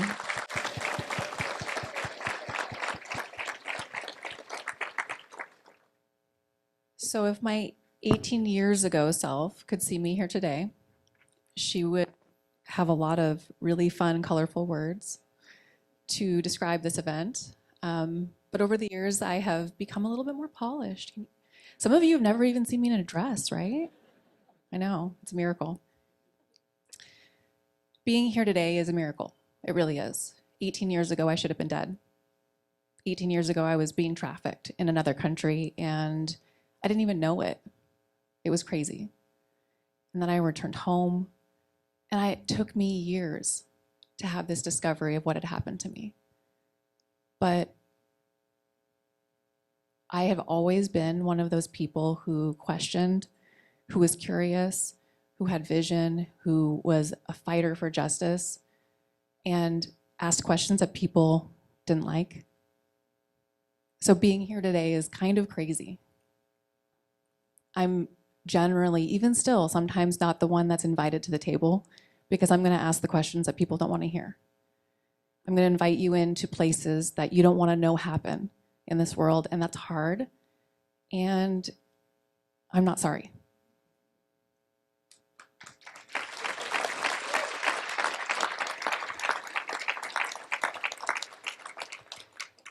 Today, being here, I am so grateful for the crazy friends that I got to meet on happenstance that helped to create Scarlet Road together. We had a crazy idea during a time when this country didn't even think human trafficking happened here. Kind of annoying, but anyways, everything that I have been able to accomplish is not me alone. I have countless numbers of people who made it so that I would even be able to stand here today, to be able to be breathing today. I have courageous and crazy staff members who show up every single day and don't have any idea what they're walking into. Just yesterday, we're all lucky we're here today, let's just say that. But the reality is that this work with survivors, this award, what it means is it's telling survivors, not just here in this community, but everywhere, that our experience matters, that our wisdom matters, that our voices matter.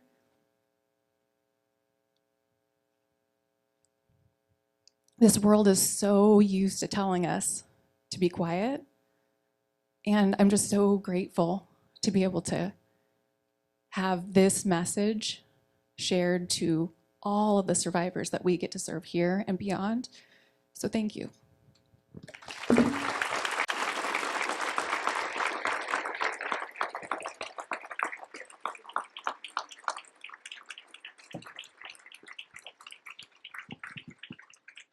For the last 8 years, Dean Kelly has helped to lead the design team of several large-scale senior living projects by Rice Fergus Miller, which is Kitsap's largest architecture firm.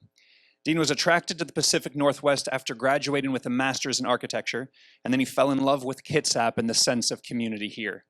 Shortly after joining the firm, he became a major shareholder at RFM and now oversees firm operations with his 3 business partners.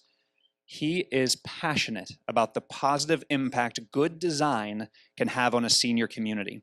In a condo or an apartment complex, the community space is often an afterthought, or it's an added amenity. Whereas in a senior living complex, the community space is the heartbeat of the resident's lifestyle. Making sure the space is warm, inviting, and welcoming is essential to a successful project. Dean is proud that Rice Fergus Miller is the only architecture firm in Washington state that is a certified B Corp. This means they voluntarily meet the highest standards for social and environmental performance, putting equal emphasis on the triple bottom line of people, planet, and profit. Dean is a founding member of the Music Discovery Center, a nonprofit based here in Kitsap, which is focused on the experience, education, and exploration of music. As he coaches soccer on South Kitsap Soccer Club, come on, you know there's a couple of soccer players in the house. He is the architect of record on the Quincy Square design concept, which aims to revitalize downtown Bremerton's 4th Street district. They are breaking ground ideally this year in 2023. Please join me in congratulating Dean Kelly.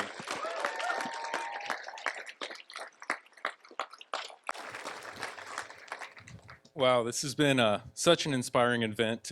I'd like to start by thanking Leadership Kitsap for organizing all of this, for all of the judges who went through the 153, I believe, applications, for for all the hard work that just went into making this night happen, and for all of you who are here. My fellow honorees, for all the amazing things that you're doing here, and also for everybody else who's here supporting those honorees, because I know for myself, and I'm sure for everybody else here, we wouldn't be here without all of your support. So thank you so much for being here. As I was thinking about what I wanted to say tonight, I reflected back to Halloween of 2014 as I was loading up all of my possessions into a moving truck in Baton Rouge, Louisiana, preparing to move to Bremerton, Washington. At that time, I had been to the Pacific Northwest once, which was about 5 days in Seattle, a day in Portland, and a little ferry ride over to Bremerton to have a job interview at Rice Fergus Miller. So I think you could say, as I was taking a bit of a leap of faith, I probably knew about as much about Kitsap County as a 500-foot radius of where we are right now, but I knew in my gut that it felt like the right decision to make, and I chose with my wife to make that choice and move up here.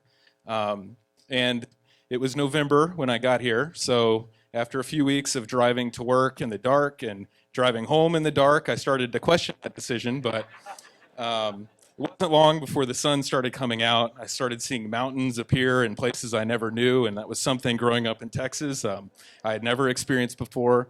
But what really struck me was just the warmth and the passion of this community. Just how much people were passionate about making this a better place, how people wanted to show up and were committed to furthering everything we have here and making this better for all of us. And after I started to experience that, I knew that this was my home and this was a place that I would be for the rest of my life.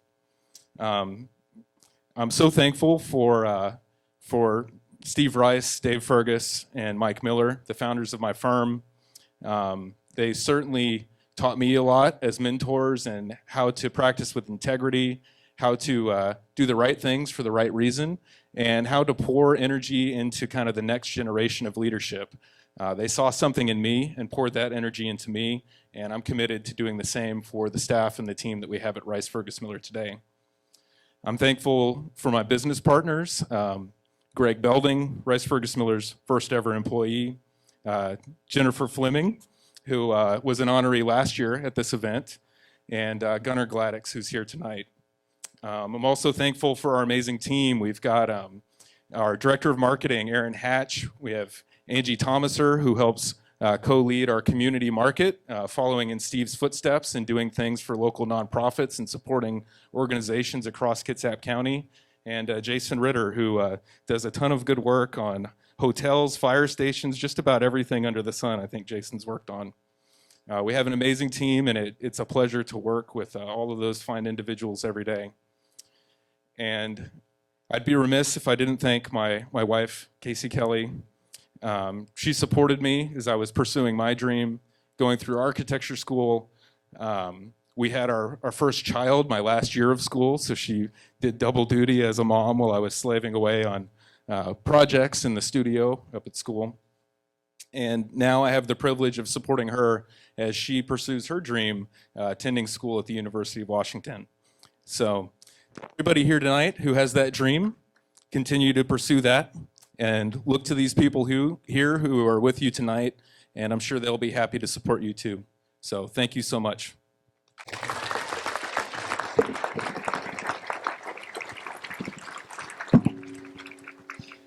Do you remember when you earned your first dollar?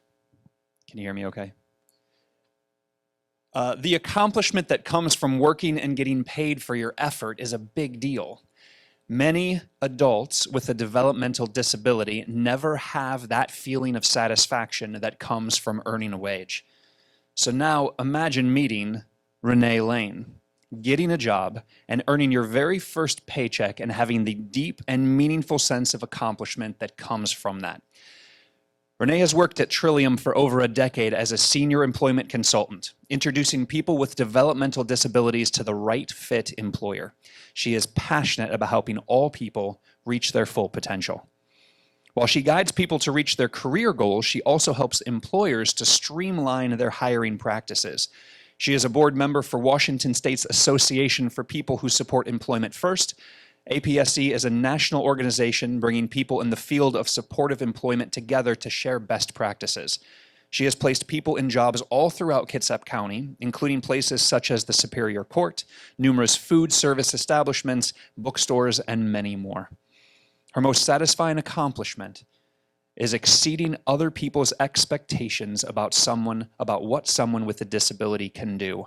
And what keeps her motivated is her passion for connecting people in a disconnected world.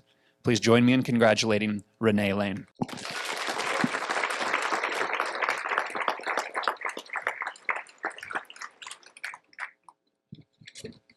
Can you guys hear me okay? Okay. So before I get into my little speech, I just have to tell you that this is an honor because this is the first award I've gotten, I think, that my parents didn't pay for. And I wish I was kidding.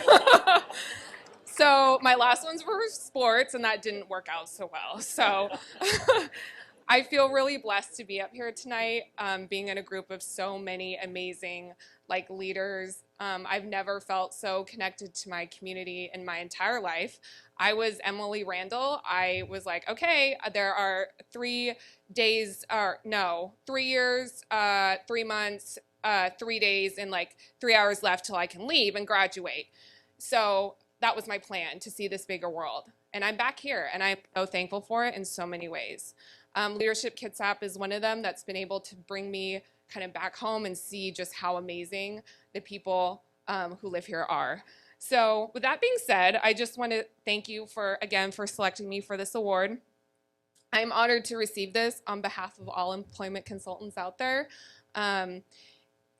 I never thought that this job posting on Craigslist would turn into a successful and fulfilling career for the past 10 years. I thought it was a joke. I literally kept refreshing the screen, and I was like, okay, this looks legit. And I even went to bed, and the next day I was like, Mom, do you think that this is an actual job? And she goes, yeah, it looks legitimate. I don't think it's a scam. So you should apply. So I'm really glad I did. So I really want to put I thank Trillium for putting their faith in me all these years to help establish and grow their company. I'm actually I think I'm the last person, a part of our team that's been here from pretty much the start. And so it's been awesome to see how big this company has become. I also want to thank my coworkers, the businesses that we work with, my wonderful clients, and most importantly, my parents for their continuous love and support and to pay for all those trophies I won when I was younger. This award, though, is really dedicated to the social service workers who spend hours supporting those individuals who need it most. If no one told you today, you're doing a great job.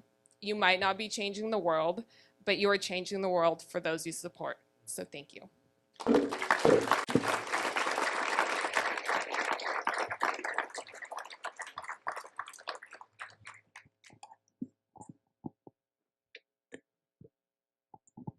Our next honoree is Rochelle LeMay.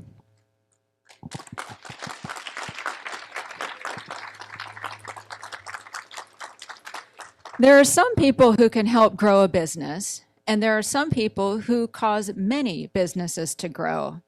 Rochelle LeMay was already successful at a young age. She started her first LLC at age 27, owning 2 wellness centers, then joined the team at the world's largest single-location car museum, and within 2 years took that company nationwide, opening multiple locations.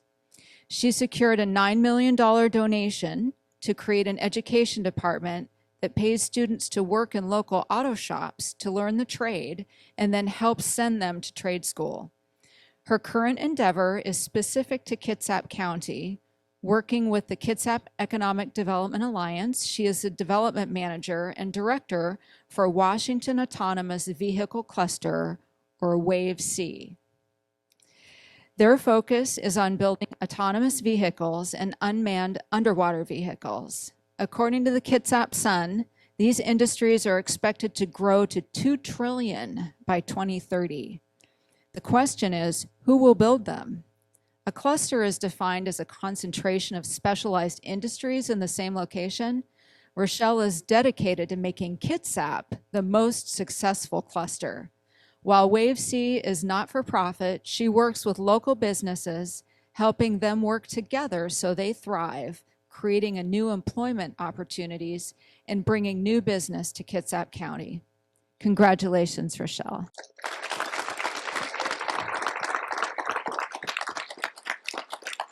Thank you. I appreciate that.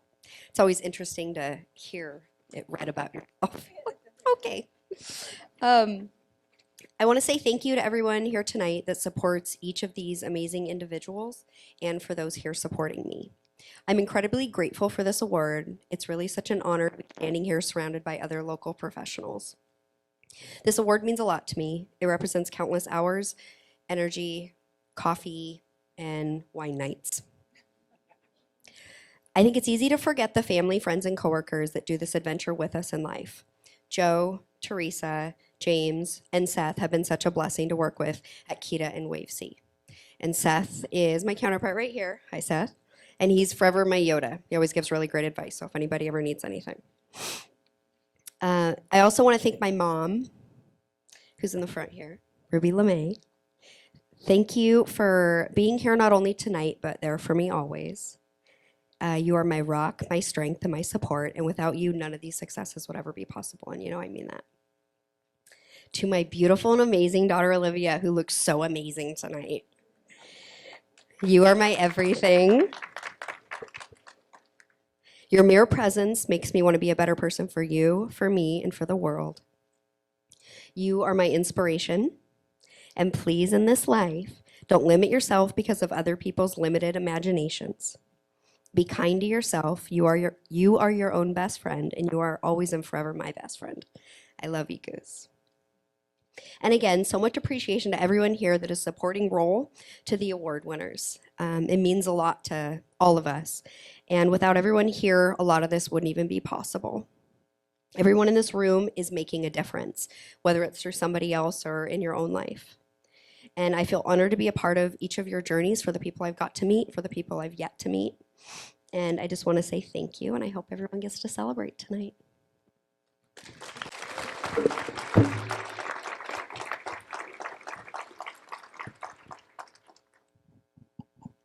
Natalie Marshall.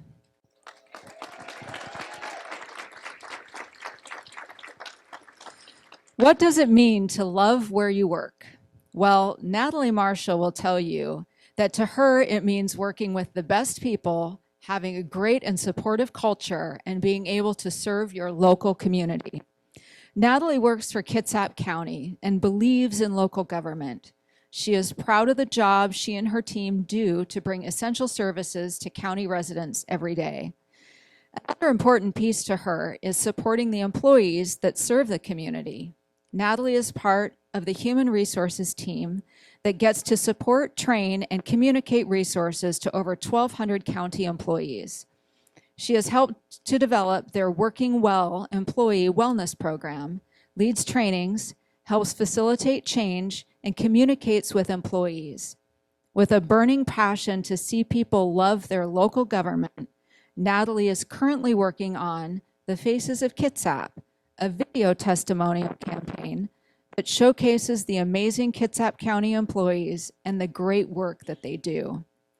Natalie started her career with Kitsap County in the Community Development Department, where she helped provide outreach and education to the public about the permitting and development process. After a couple of years, she was given the opportunity to shift her work to internal communications and lead the training and communications team when the county launched their new personnel and financial management system. Outside of the office, Natalie is active in service projects of the Port Orchard Rotary Club and volunteers at her daughter's school. Congratulations, Natalie.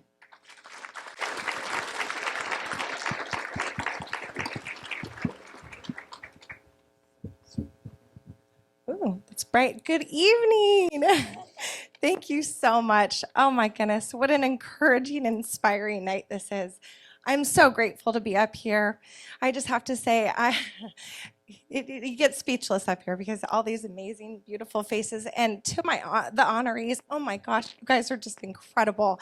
I can't even tell you, I'm back there just in tears because of the amazing, important, and just amazing work you all do. And I'm so proud to be up here with you today and share this with you.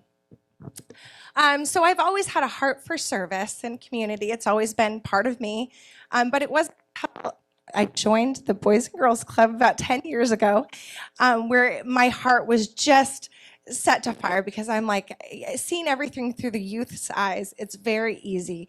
I mean, you fall in love with the community, you fall in love with the kids, and then you add in the point of the community that supports all of our nonprofits. It's all of you guys. It's you guys here tonight. So give yourselves a round of applause because, my gosh, we have the best community here. I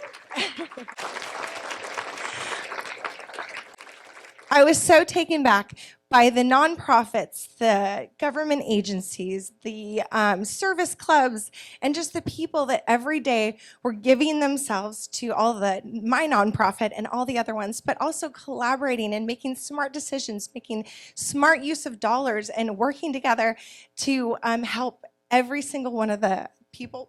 There's my word, that needed help in all the different organizations. So now, fast forward a decade later, I'm with the local government, and I'm a proud employee with the Human Resources Department. And like he mentioned, or like Tina mentioned, I get to support our amazing employees. And I just have to tell you, it is amazing every day to see how much passion and enthusiasm and dedication that our employees bring every day to serve our community and provide essential services. So I'm really proud to be a part of that. I want to thank all of my mentors, my coaches, my coworkers, my family and my friends, everybody along my journey that has helped me through this, supported me, loved me, and been there for me.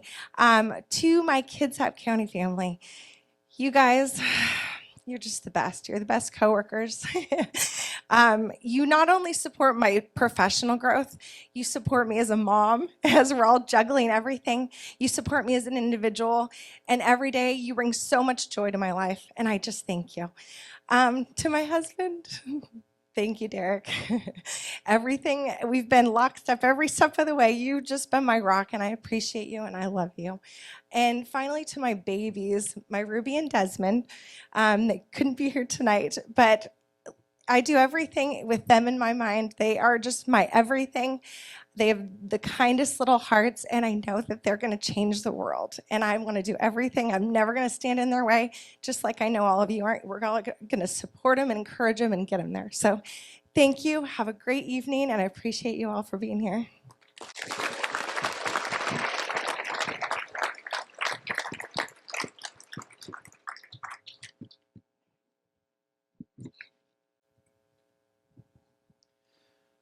When our community expanded the hospital system, Alexandra McLaughlin stepped in as Chief Logistics Officer for the move to the new St. Michael Medical Center. She was second in command of the extraordinarily complicated hospital move that took place in the winter, during the pandemic, and needed to be completed in one day. Alexandra is a registered nurse, and she is currently the Surgical and Procedural Services Director at St. Michael Medical Center. When the pandemic upended healthcare, Alexandra was called upon to take part in various projects and support numerous departments' growth, including designing and expanding the catheter lab, aligning the orthopedics, the general and cardiovascular surgery operating rooms, helping start the structural heart program, and pushing the robotics program to grow aggressively.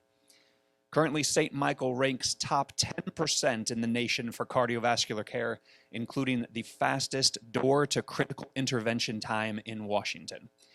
Alexandra oversees 11 departments in the hospital with over 450 employees and works to ensure that they have the trust, resources, and support to succeed for their professional growth and outstanding patient outcomes. Beyond St. Michael's, she participates in programs helping children who are leaving foster care open bank accounts to better pave the way for financial independence. She is involved with several active duty family supportive societies and teaches bystander CPR at public events. Please join me in congratulating Alexandra McLaughlin. Thank you. That is really bright up here. But thank you very much for the honor of being here tonight and for the recognition for the work that I do. I have to thank my St. Michael's family over here, my executive leadership and my leadership teams who nominated me for this award, so thank you. It's been a pleasure to serve alongside you guys in all of the challenges that we've had and to watch you grow, even my new leaders who I'm taking along with me for the ride. Thank you also to my parents, my Pete and Carol Schlicker, who are here with me tonight. They are a prime example of what dedication to the community looks like. They're servant leaders in and of themselves and have spent many years in healthcare leadership here as well. Clearly where I got it from. And of course I have to thank my husband, who is often deployed like tonight, and my children, who understand that leadership doesn't mean we clock out at the 8-hour mark or be home by 5 p.m. And that what mom does is helping a community beyond ourselves, and that we need to continue to look beyond ourselves. Healthcare hasn't been an easy time in the last couple of years. You name it, pandemics, affiliations, hospital moves, healthcare staffing crisis, we could go on. But I have been very proud of the team that I get to serve alongside. We face those challenges together and we've overcome them. And now people ask, why did you stick through it? Why did you work 16 hours a day, 7 hours, 7 days a week, a lot of times during the pandemic? And my answer to them is that yes, I am very stubborn. If you ask my parents, that is a character quality of mine that I very much uphold. But it's not my stubbornness. It's my hope and my belief in a positive future and in what we can bring to our community. I was born and raised here, and I'm very proud to be a part of bringing the best quality, the latest and greatest in surgical and procedural developments, and the highest level of care to our backyard for your loved ones and my loved ones. So thank you again. Congratulations to all those amongst us tonight. Of course, I had to follow the communications lady. Thanks, Natalie. But congratulations. But I appreciate it very much.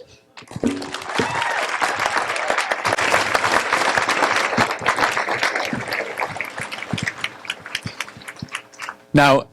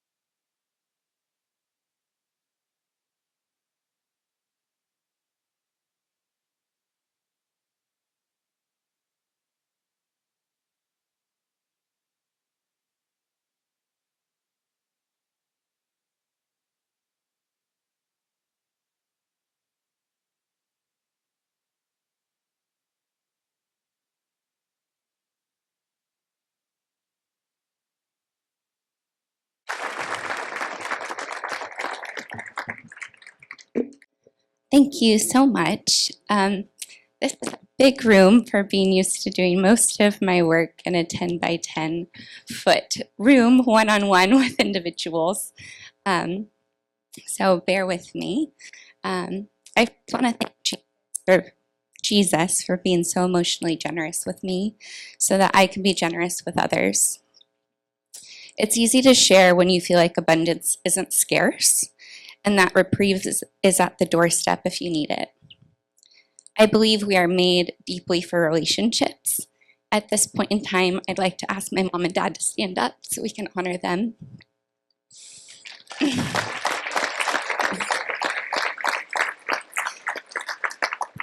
And my husband.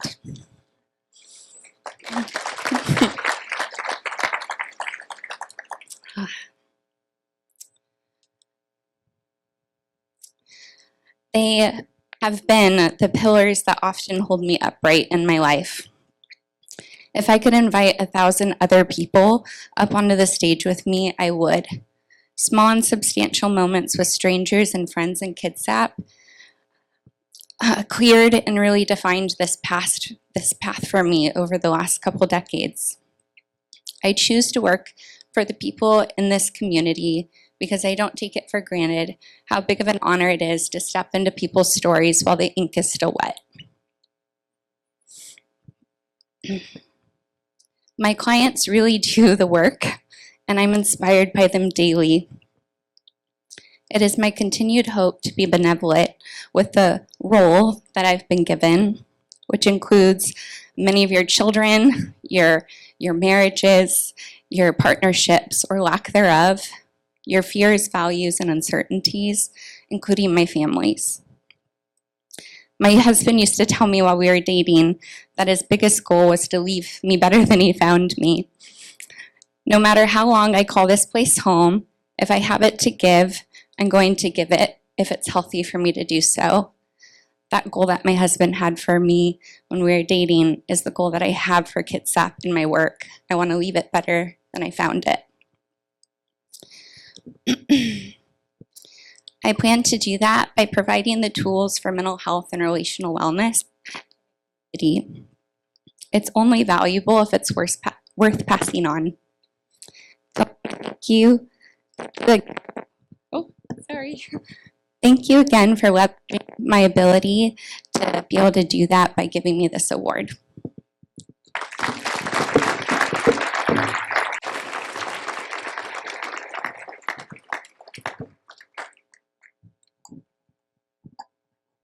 Our next honoree is Tanner Tennyson.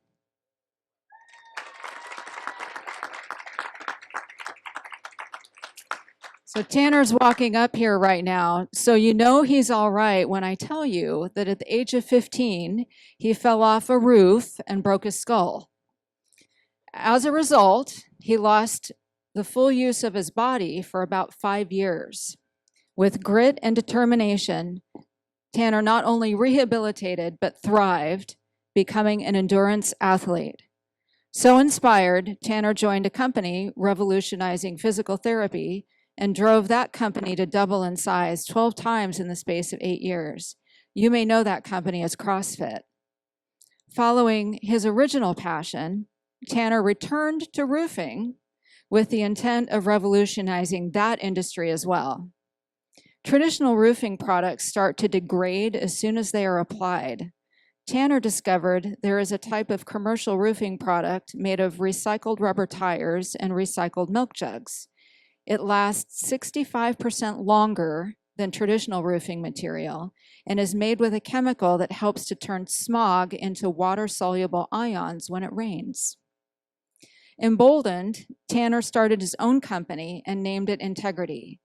He based his company on the long-term vision that the responsibility to serve one another comes before our right to serve ourselves. Integrity donated the roofing and siding for Olympic and Klahowya High School's new ADA stadium. Yay. Tanner and his wife, Molly, purchased 5 acres off Viking Way in Paulsbo and are in the process of developing 62 affordable tiny homes for families in need. Congratulations, Tanner.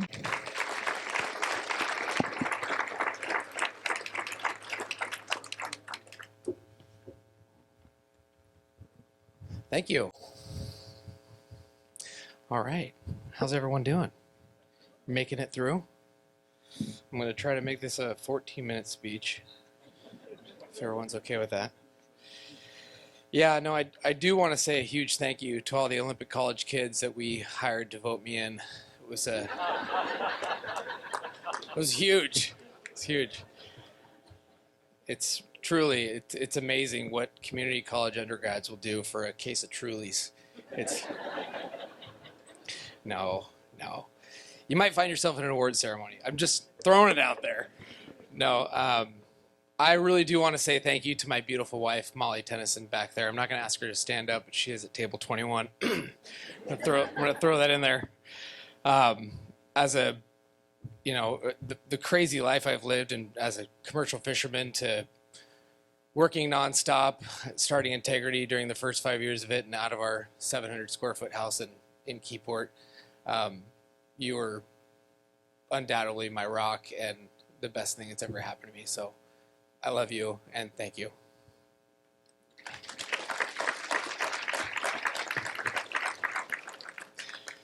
Most importantly, there's a lot of people in this room that are doing some really important things for humanity. That's far bigger than what anybody that's in the housing market do, or being innovative in any industry. The leaders in this room, like Jana from Scarlet Road, rescuing women and families, and Victoria Hudson, Sarah Borden, Renée Lane, Ashlee Reese, and the next speaker up, people that are investing into really deeply hurting people's lives, that are changing humanity and putting in super hard work and might not be benefiting on the financial end. Those are the people that we really need to give some love to. So I want to give a round of applause.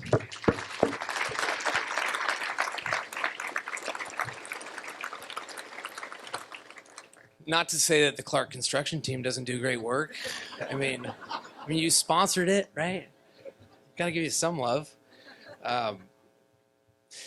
No, this award validates my belief in the strength of culture, and in a time where the labor force has disappeared, that you really got to lead in a unique way and lead with love and show people your heart. And the people that are awarded here are people with big, giant, deep hearts, and that's a wonderful thing for our community, no matter what industry you're in.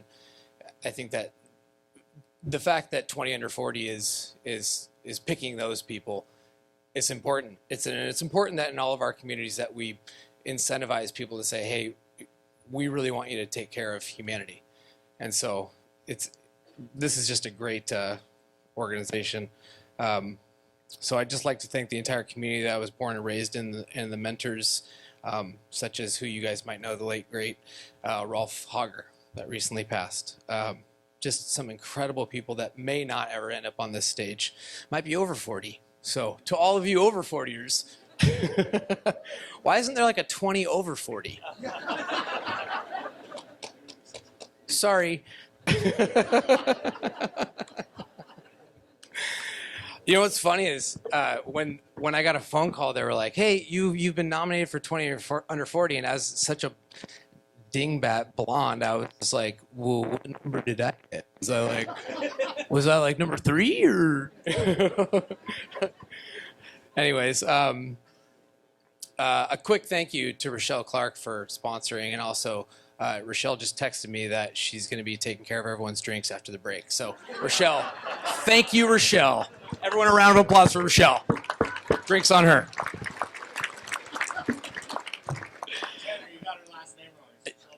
Oh, I'm sorry, Rochelle.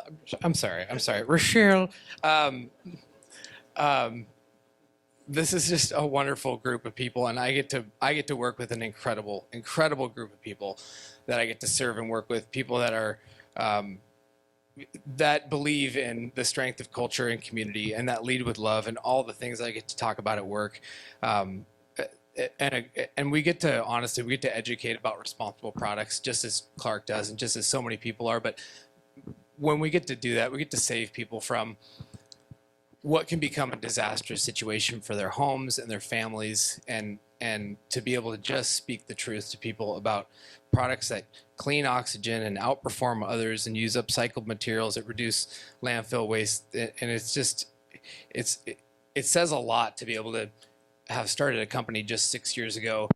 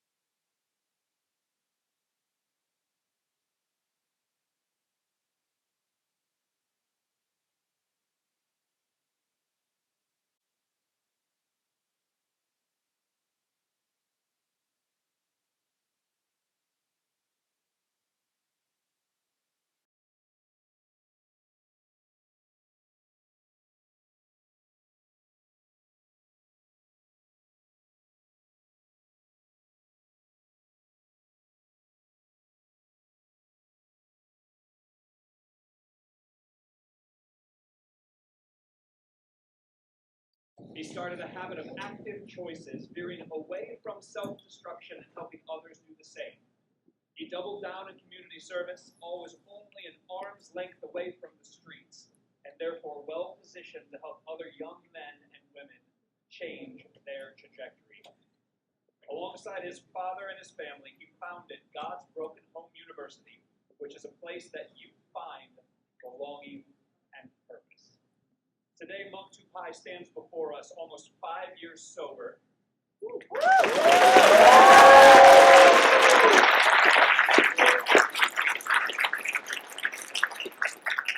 driven to make a difference in this community.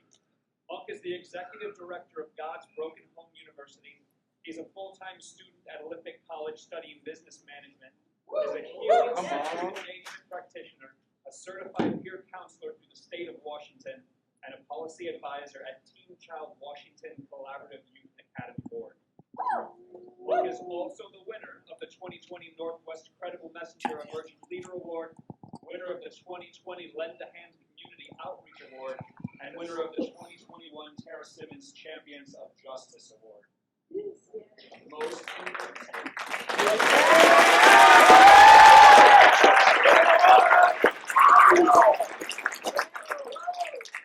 importantly, however, Monk is a mentor that young people facing adversity can look to for guidance. Please join me in congratulating Monk Tupai.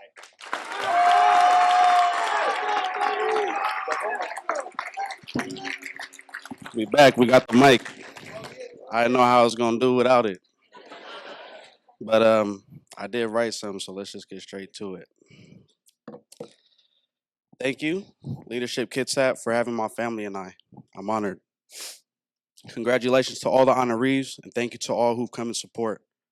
It's a pleasure to walk alongside you all tonight. I'm grateful for this award because it highlights the purpose and importance in passing the torch and allowing young people to lean into their own leadership. Briefly, I'd like to utilize this time to pay homage to the people who've inspired me to lean into my leadership.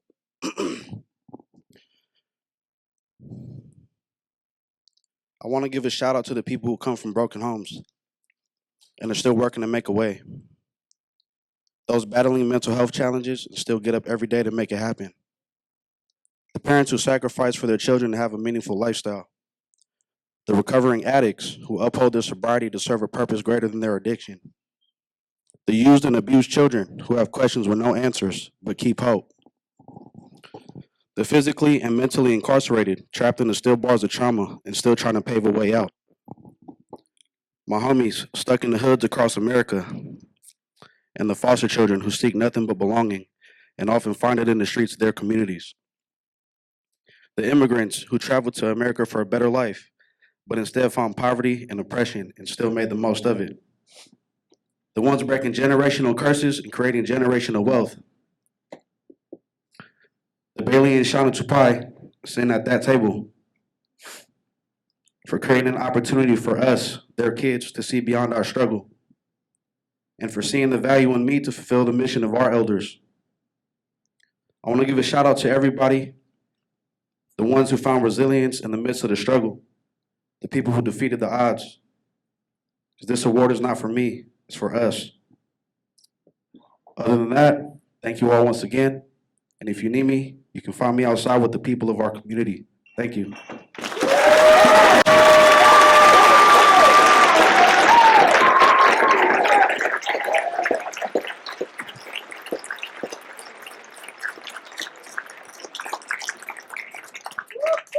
If you look up the definition of work ethic, it may have a picture of Kaylee Worley right next to it.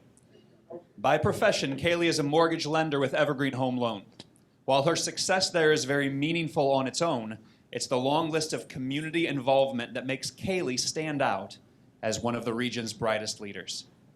She enthusiastically volunteers at Coffee Oasis, helping to end homelessness for young adults. She volunteers at Central Kitsap Food Bank and North Kitsap Fish Line.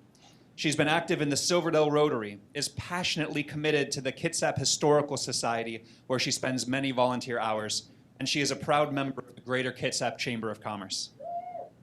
When Kaylee was a child, she grew up far below the poverty line, and through sheer grit and determination, She became the first-generation college student and a homeowner. It's because of this journey that Kaylee is passionate about financial education and helping to make home ownership accessible for everyone regardless of economic status. Her burning desire is to meet people where they are and help guide them to the next step. Join me in congratulating Kaylee Worley.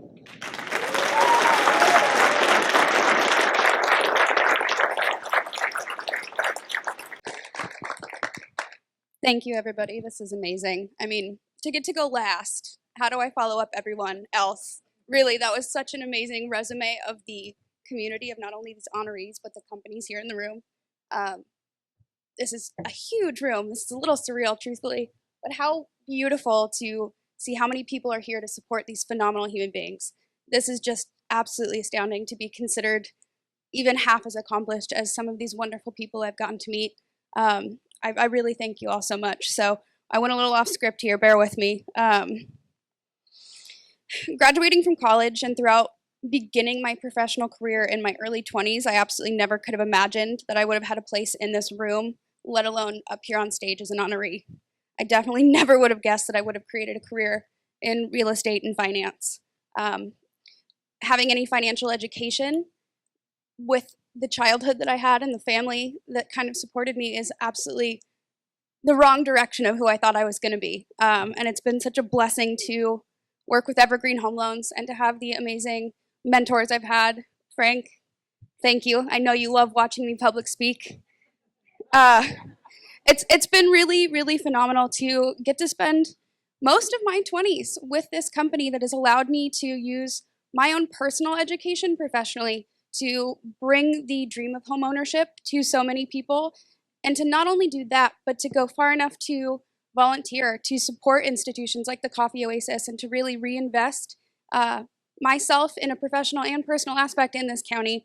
It's absolutely such a blessing. I couldn't really ask for more than that, and to be able to kind of have integrated myself with the chamber and BNI, and to have gotten to the point now where I'm standing here holding a microphone and not sweating.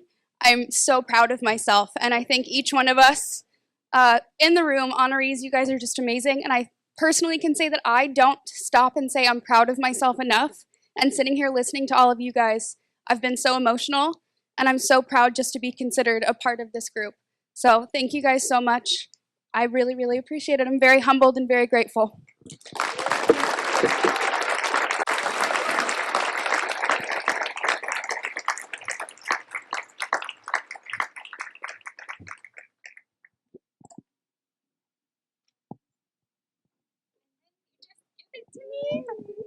Thank you.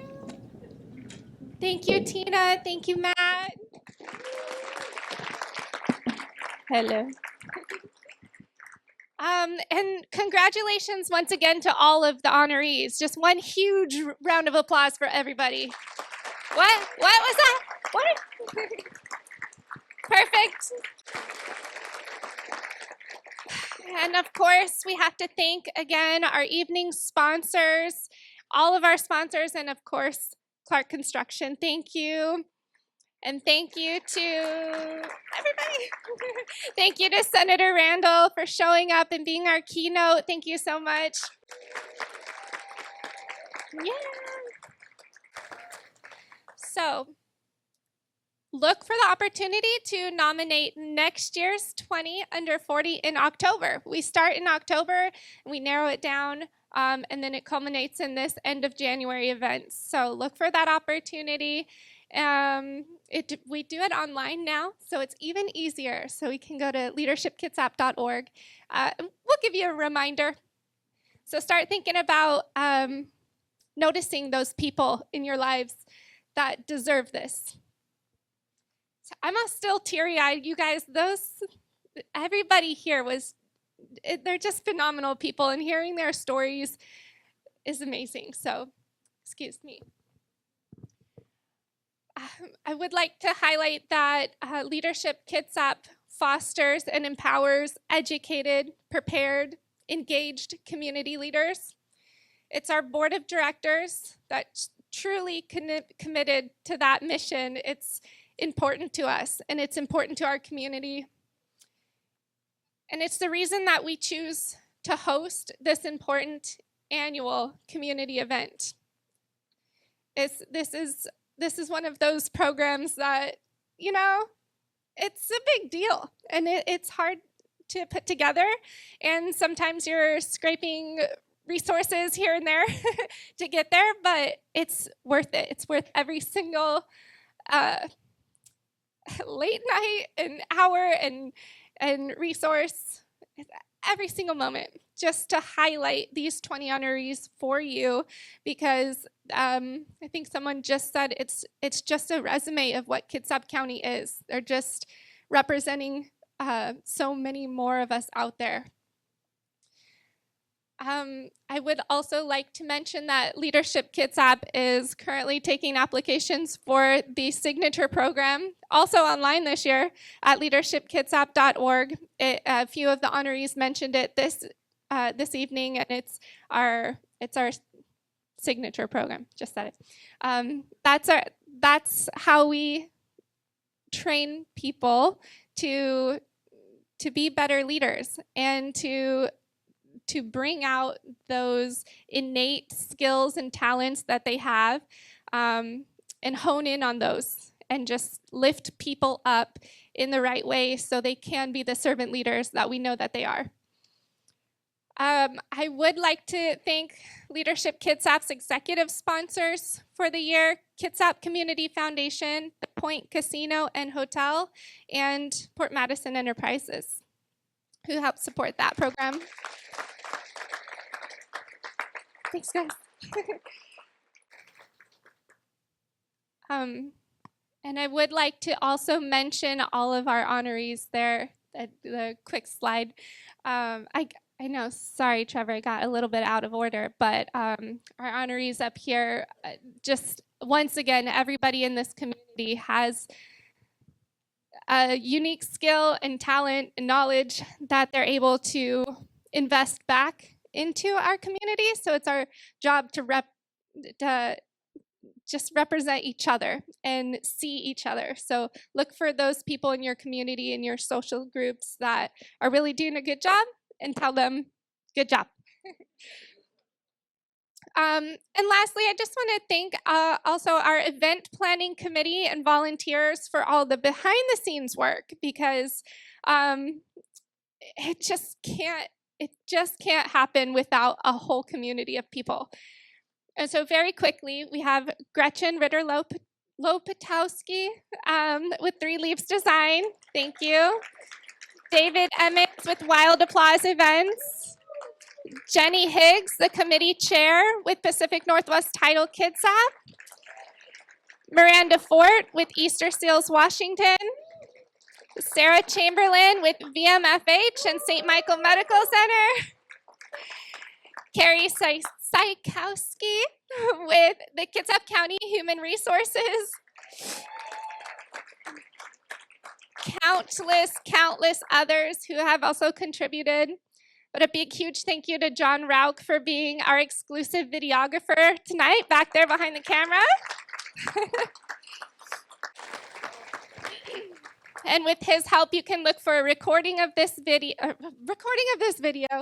a recording of tonight's program both on BCAT and our social media pages, with a surprise guest, Derek Kilmer.